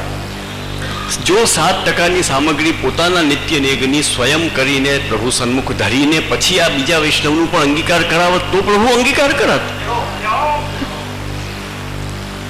દૈવી જીવ અને દૈવી જીવનું દૈવી દ્રવ્ય પ્રભુ અંગીકાર કરતા નથી એવું નથી. દૈવી જીવ હોય પછી કદાચ દુષ્ટ હોય તો પણ એનું દ્રવ્ય દૈવી હોય તો અંગીકાર કરે છે. જેમ કે બંજારાનું દ્રવ્ય ગદાધરદાસજીએ શ્રી મદન મોહન પ્રભુને ધરે. બંજારો આવ્યો, એને ગદાધરદાસજીને 100 રૂપિયા એ જમાનાના 100 રૂપિયા આપ્યા અને કહ્યું કે મારે બેલ ખરીદને હે, એને બળદ લેવાતા. એટલે ગદાધરદાસજીએ કે ભાઈ યહાં કહાં બેલ હે? તો કે નહીં, બધાએ કહ્યું છે કે આ ગદાધરદાસ બેલ રાખે છે. એટલે એ સમજી ગયા કે કોઈએ ટીખળ કરી છે. વાંધો નહીં, લા 100 રૂપિયા લઈ લીધા. હવે એ તો કંઈ બળદની કંઈ સોદો કરતા નહોતા. એટલે એણે તો શું કર્યું ગદાધરદાસજીએ, તો એ તો મહાપુરુષ હતા. એ દ્રવ્ય ઠાકોરજીને શ્રી મદન મોહન પ્રભુને અરોગાવી. એટલું જ નહીં, સમજજો, સાંભળજો, અરોગાવી ને પછી વૈષ્ણવોને મહાપ્રસાદ લેવડાવતા હતા. પાછા ઠાકોરજીને ભોગ સર્યા ત્યારે પછી મહાપ્રસાદ લેવડાવતા હતા. એટલે વૈષ્ણવો મહાપ્રસાદ લેતા હતા બપોરના. ત્યાં ઓલો બંજારો આવ્યો, બળદવાળો આવ્યો કે મેરે હમારે બળદ કાં, બેલ કાં, બેલ લા, બળદ લાવ મારા. તો ગદાધરદાસજી કહ્યું કે આ જે વૈષ્ણવો બેઠા છે ને આ બધા બળદ છે.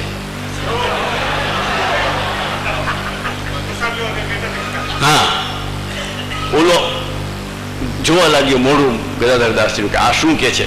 તો ગદાધરદાસજીએ કહ્યું કે હું ખોટું નથી કહેતો, આ બધા ધર્મના સ્વરૂપ છે. બળદ એટલે ધર્મ.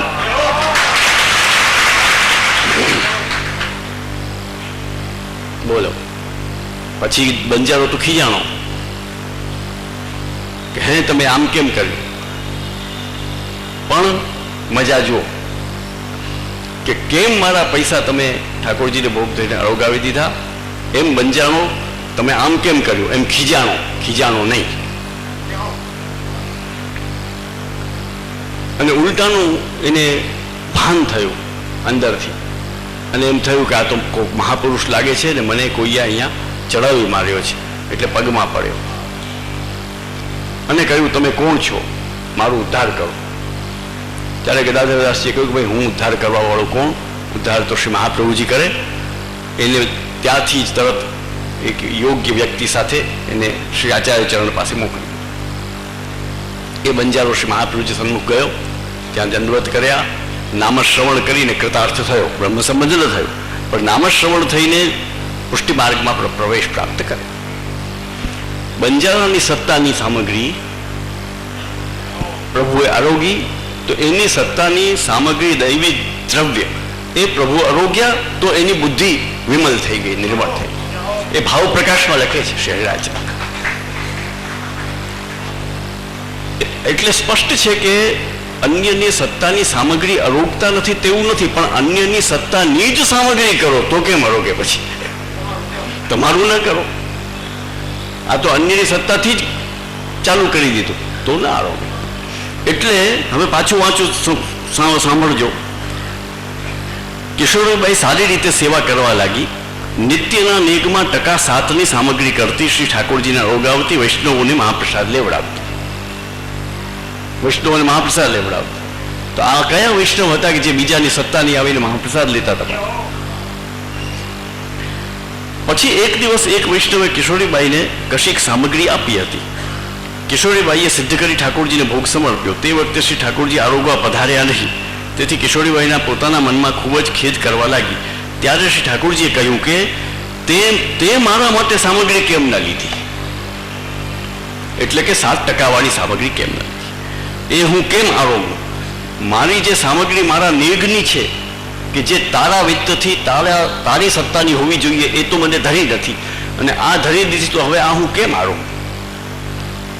આ એનો આશય છે. તો સ્પષ્ટ છે કે કિશોરીબાઈની વાર્તાથી ક્યાંય એવું સિદ્ધ થતું નથી કે એવો અર્થ થતો નથી કે અન્યની સત્તાની સામગ્રી ન અવગાવી. હવે ભાવ પ્રકાશ અહીં એ દેખાડ્યું કે વૈષ્ણવે બીજાની સત્તાની સામગ્રી પોતાના શ્રી ઠાકોરજીને અરોગાવવી નહીં, એટલે કે બીજાની સત્તાની જ સામગ્રીને અરોગાવી પોતાની સત્તાની સામગ્રી અરોગાવી. નિત્ય નેગમાં હંમેશા પોતાની સત્તાની સામગ્રી જ અરોગાવી. નિત્ય નેગમાં કદી પણ બીજાની સત્તાની સામગ્રી પ્રભુને ધરાય નહીં. હા નહીં, ઉપર આગળ નહીં,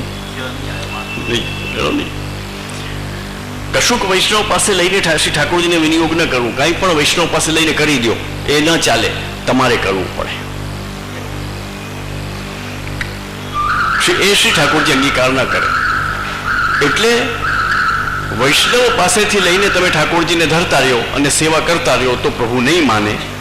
એ પ્રભુ અરોગશે નહીં. તમે તમારું તો તમારે ધરવું જ પડશે. તમારી સત્તાની તમારી સામગ્રી ઠાકોરજીને ધરો. અધિકમાં વિશેષમાં જો કંઈ ધરો તો પ્રભુ અરોગે છે.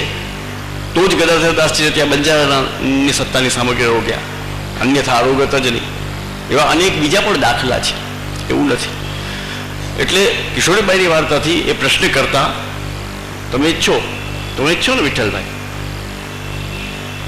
કે તને માનીએ,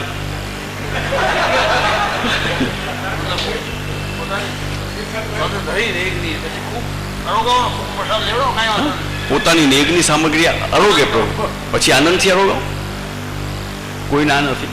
પણ તમારી ન ત્યાં કપટ, આ કપટ કહેવાય. પોતાની આજ આવી ગઈ છે સામગ્રી કોઈ વૈષ્ણવની, તો હવે પોતાની ધરવાની જરૂર નથી. આ ઉપયુક્ત નથી. આ એનો અર્થ છે.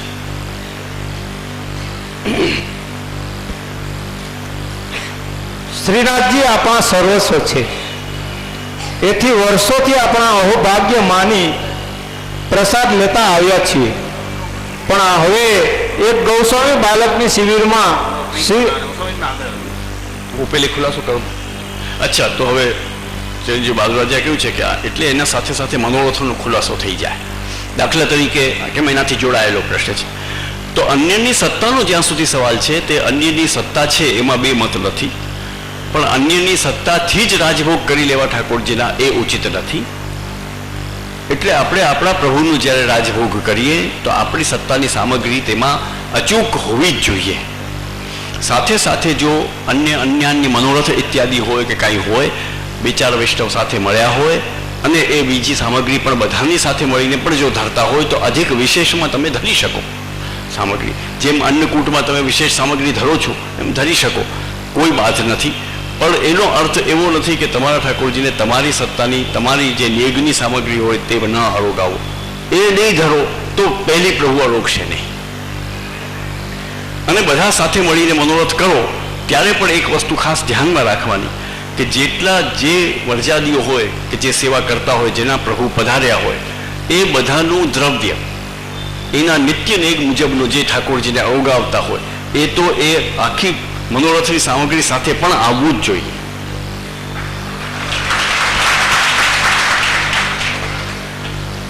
એ ચૂક નહીં કરવાની. નહીતર બધું પ્રભુ એમ આજ્ઞા કરી શકે કે તારું તો આવ્યું નથી, આ બધું તો ઠીક છે, હવે રોકશું, વૈષ્ણવોનું છે, પણ તારું ક્યાં? હા, એટલે મનોરથોમાં જઈને મહાપ્રસાદ લેવામાં કે પ્રભુ પધરાવીને મનોરથ કરવામાં કોઈ બાધ, સૈદ્ધાંતિક બાધ થતો નથી. સિવાય કે આપણે આપણા પ્રભુને આપણી સામગ્રી ન ધરી ને બીજાની ઉપર જ તાગડધીન ના કરીએ તો નહીં ચાલે.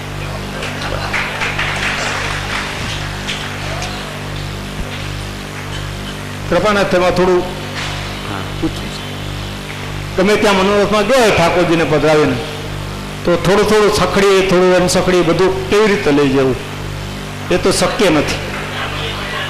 તો એના માટે શું કરવું? નહીં, એમાં એવું છે કે દાખલા તરીકે જે ત્યાં સખડી કે જે કંઈ ભોગ સમર્પવામાં આવી રહ્યો હોય એની અંદર એના સાથે મેળવી શકાય. એના અંદર આપણું આવી જવું જોઈએ, આપણો ભાગ એમાં આવવું જવું જોઈએ. ટૂંકમાં આપણો હિસ્સો એમાં હોવો જોઈએ. એમ નહીં કે ખાલી આવીને રસોઈયાની જેમ રસોઈ કરી ગયા ને ભોગ ધરી લીધા, એમ નહીં. કેમ કે પોતાના પ્રભુ બિરાજે છે તો તો પોતાનો ભાગ એમાં, જે પોતાનું નિત્ય મારા પ્રભુ આરોગે છે ને, આ મારો એટલો ભાગ.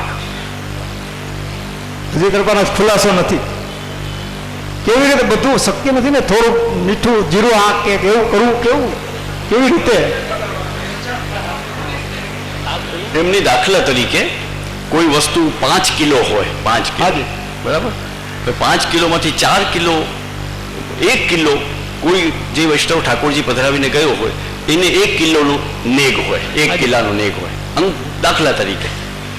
અને અહીંયા 5 કિલાનું છે તો 6 કિલા આવવા જોઈએ, પેલાનું એમાં જો આવવું જોઈએ. એનું સાથે ભેળવી શકાય એવું નથી, કાંઈ એવું નથી કે જુદું જ હોવું જોઈએ, એ પ્રશ્ન નથી.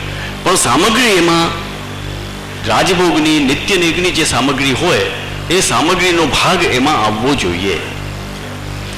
જેમ દાખલા તરીકે એક દાખલો આપું તમને, બહુ સુંદર, કે શ્રીનાથજીમાં નાથદ્વારામાં જ્યારે 56 ભોગ હોય છે અને અન્ય નિધિ સ્વરૂપો જ્યારે સાથે પધારે, અથવા અન્નકૂટ હોય એને સાથે પધારે, દાખલા તરીકે જેમ કે જોજો તમે, નવનીતલાલ પધારે, વિઠ્ઠલનાથજી પધારે,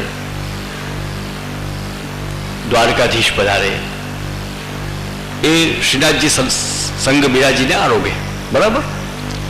તો એક નિયમ છે કે જે ઘરથી જે પ્રભુ પધાર્યા હોય એ ઘરથી તે ઘરની સામગ્રી પાછી આવે. વિઠ્ઠલનાથજી પધારે શ્રીનાથજી સાથે જ્યારે, તો વિઠ્ઠલનાથજીને ત્યાંથી એટલી સામગ્રી આવે સાથે ભોગમાં.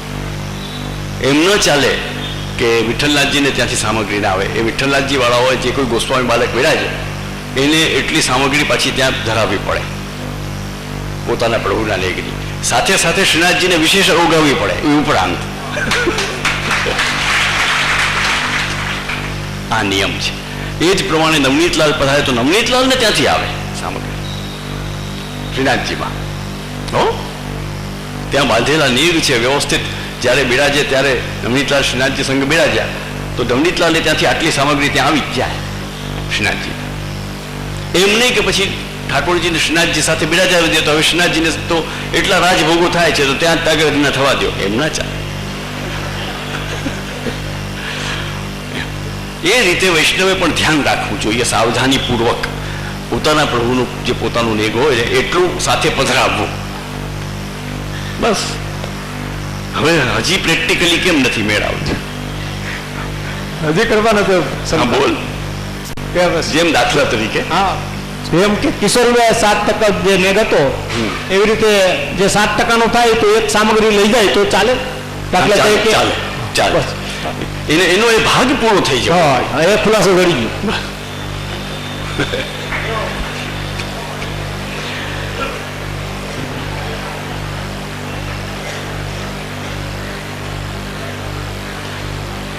શ્રીનાથજી શાંતિ વૈષ્ણવો. હવે 11:30 થઈ ગયા છે. હા, પ્રશ્ન કરી કર.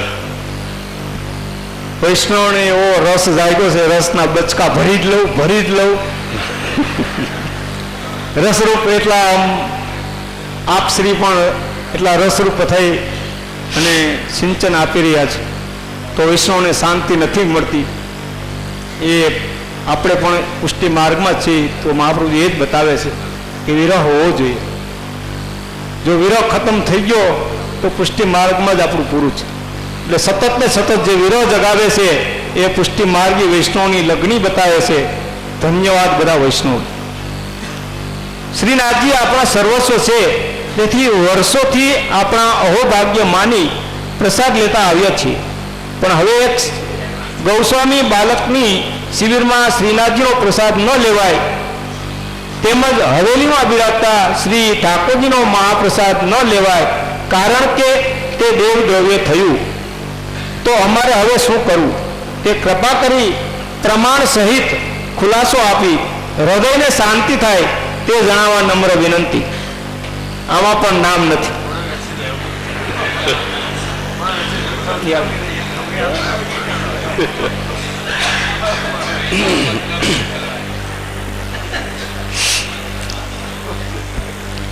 આ છે એ મુદ્દો તો એ જ છે કે મંદિરના ઠાકોરજીનો મહાપ્રસાદ લેવાય કે નહીં.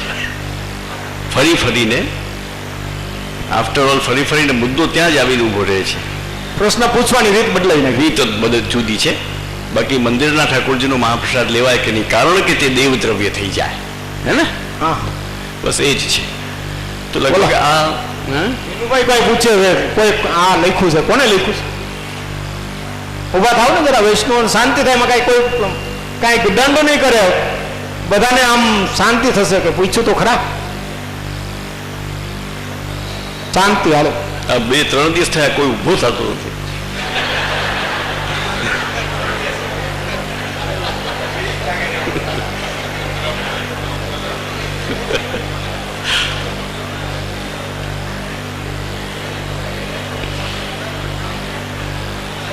આ જે પ્રશ્ન છે એ થોડોક લાંબો છે અને લગભગ એ જ દેવ દ્રવ્યનો જ આમાં મુદ્દો છે મુખ્ય. ને જે દેવ દ્રવ્ય અને દેવલકવાદીઓ છે એને ચલાવેલો જે પ્રવાદ છે ને, એ પ્રવાદ મુજબ જ આ વાત આવે કે ભાઈ મંદિરના ઠાકોરજીનો મહાપ્રસાદ લેવાય નહીં. મુદ્દો ફરી ફરીને એ જ આવે છે કે ત્યાં અન્ય વિત્તોનો અનેકના વિત્તોનો વિનિયોગ થતો હોય, આમ હોય તેમ હોય, એવું બધું એના મને લાગે છે પ્રશ્નકર્તાને બેકગ્રાઉન્ડમાં એવું બધું હશે. એ સામે ભલે નથી આવતો પણ બેકગ્રાઉન્ડમાં હશે. ને અહીં છે કે નહીં ઉપસ્થિતિ પણ ખબર નહીં. પરંતુ આનો થોડો વિસ્તાર થશે, એટલા માટે આનો આપણે ઉત્તર કાલે, આપણે સમાપન દિવસ છે તો આવો. વેલકમ.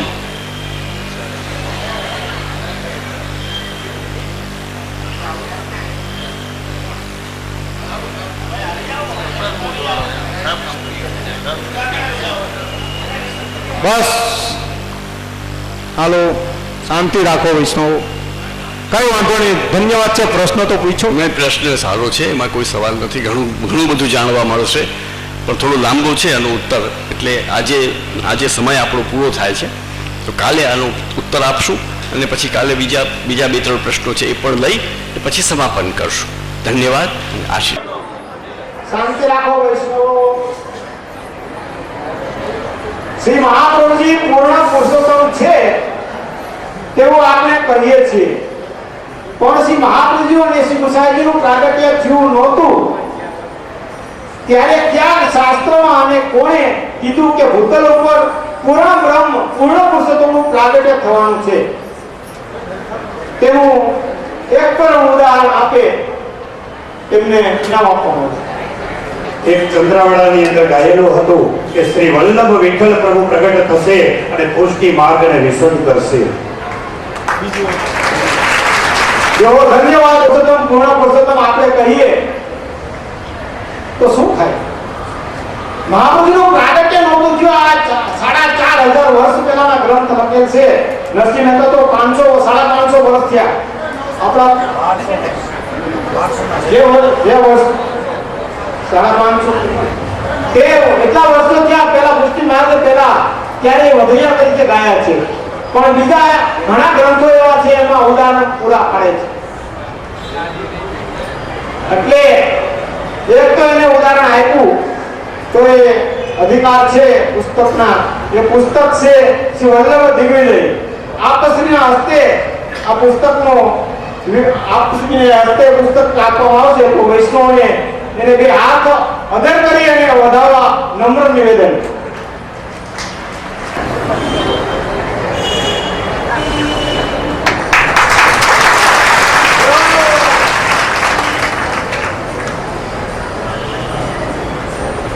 શ્રી મહાપ્રભુજી રચિત 16 ગ્રંથના નામ આપો ક્રમવાર, અને કયા ગ્રંથમાં વેદ તુલ્ય વાણી છે તે બતાવો.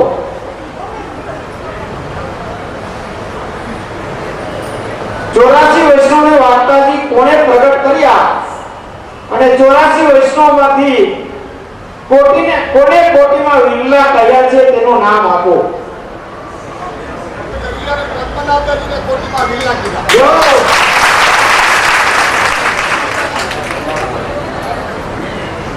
શ્રી હરિરાય જય.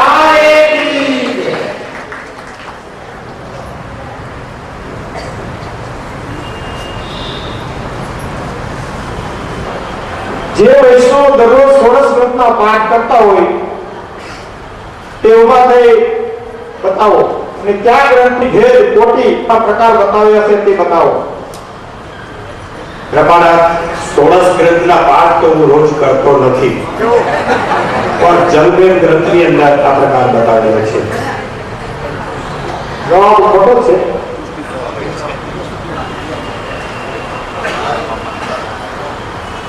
પુષ્ટિ પ્રવાહ મર્યાદા છે. જુઓ,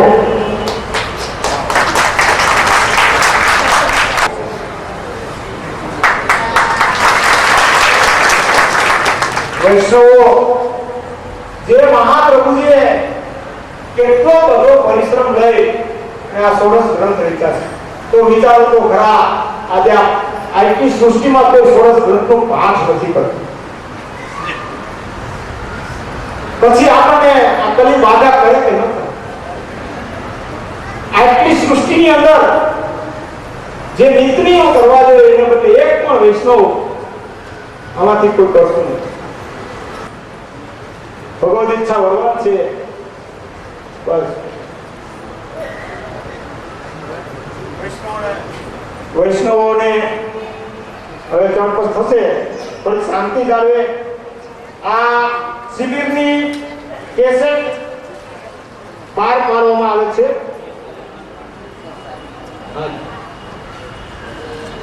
કેસેટ બહાર પાડવામાં આવે છે કે ફક્ત 3 કેસેટ ડીવીડી બને છે, આખો સેટ ફક્ત અને ફક્ત 60 રૂપિયામાં બહાર પાડવામાં આવે છે. કેવળ 60 રૂપિયા. જે વૈષ્ણવને નામ લખાવવું હોય તે કાલે કાઉન્ટર ઉપર એક ટેબલ હશે ત્યાં લખાવી લેવા વિનંતી. કાલે કાઉન્ટર ઉપર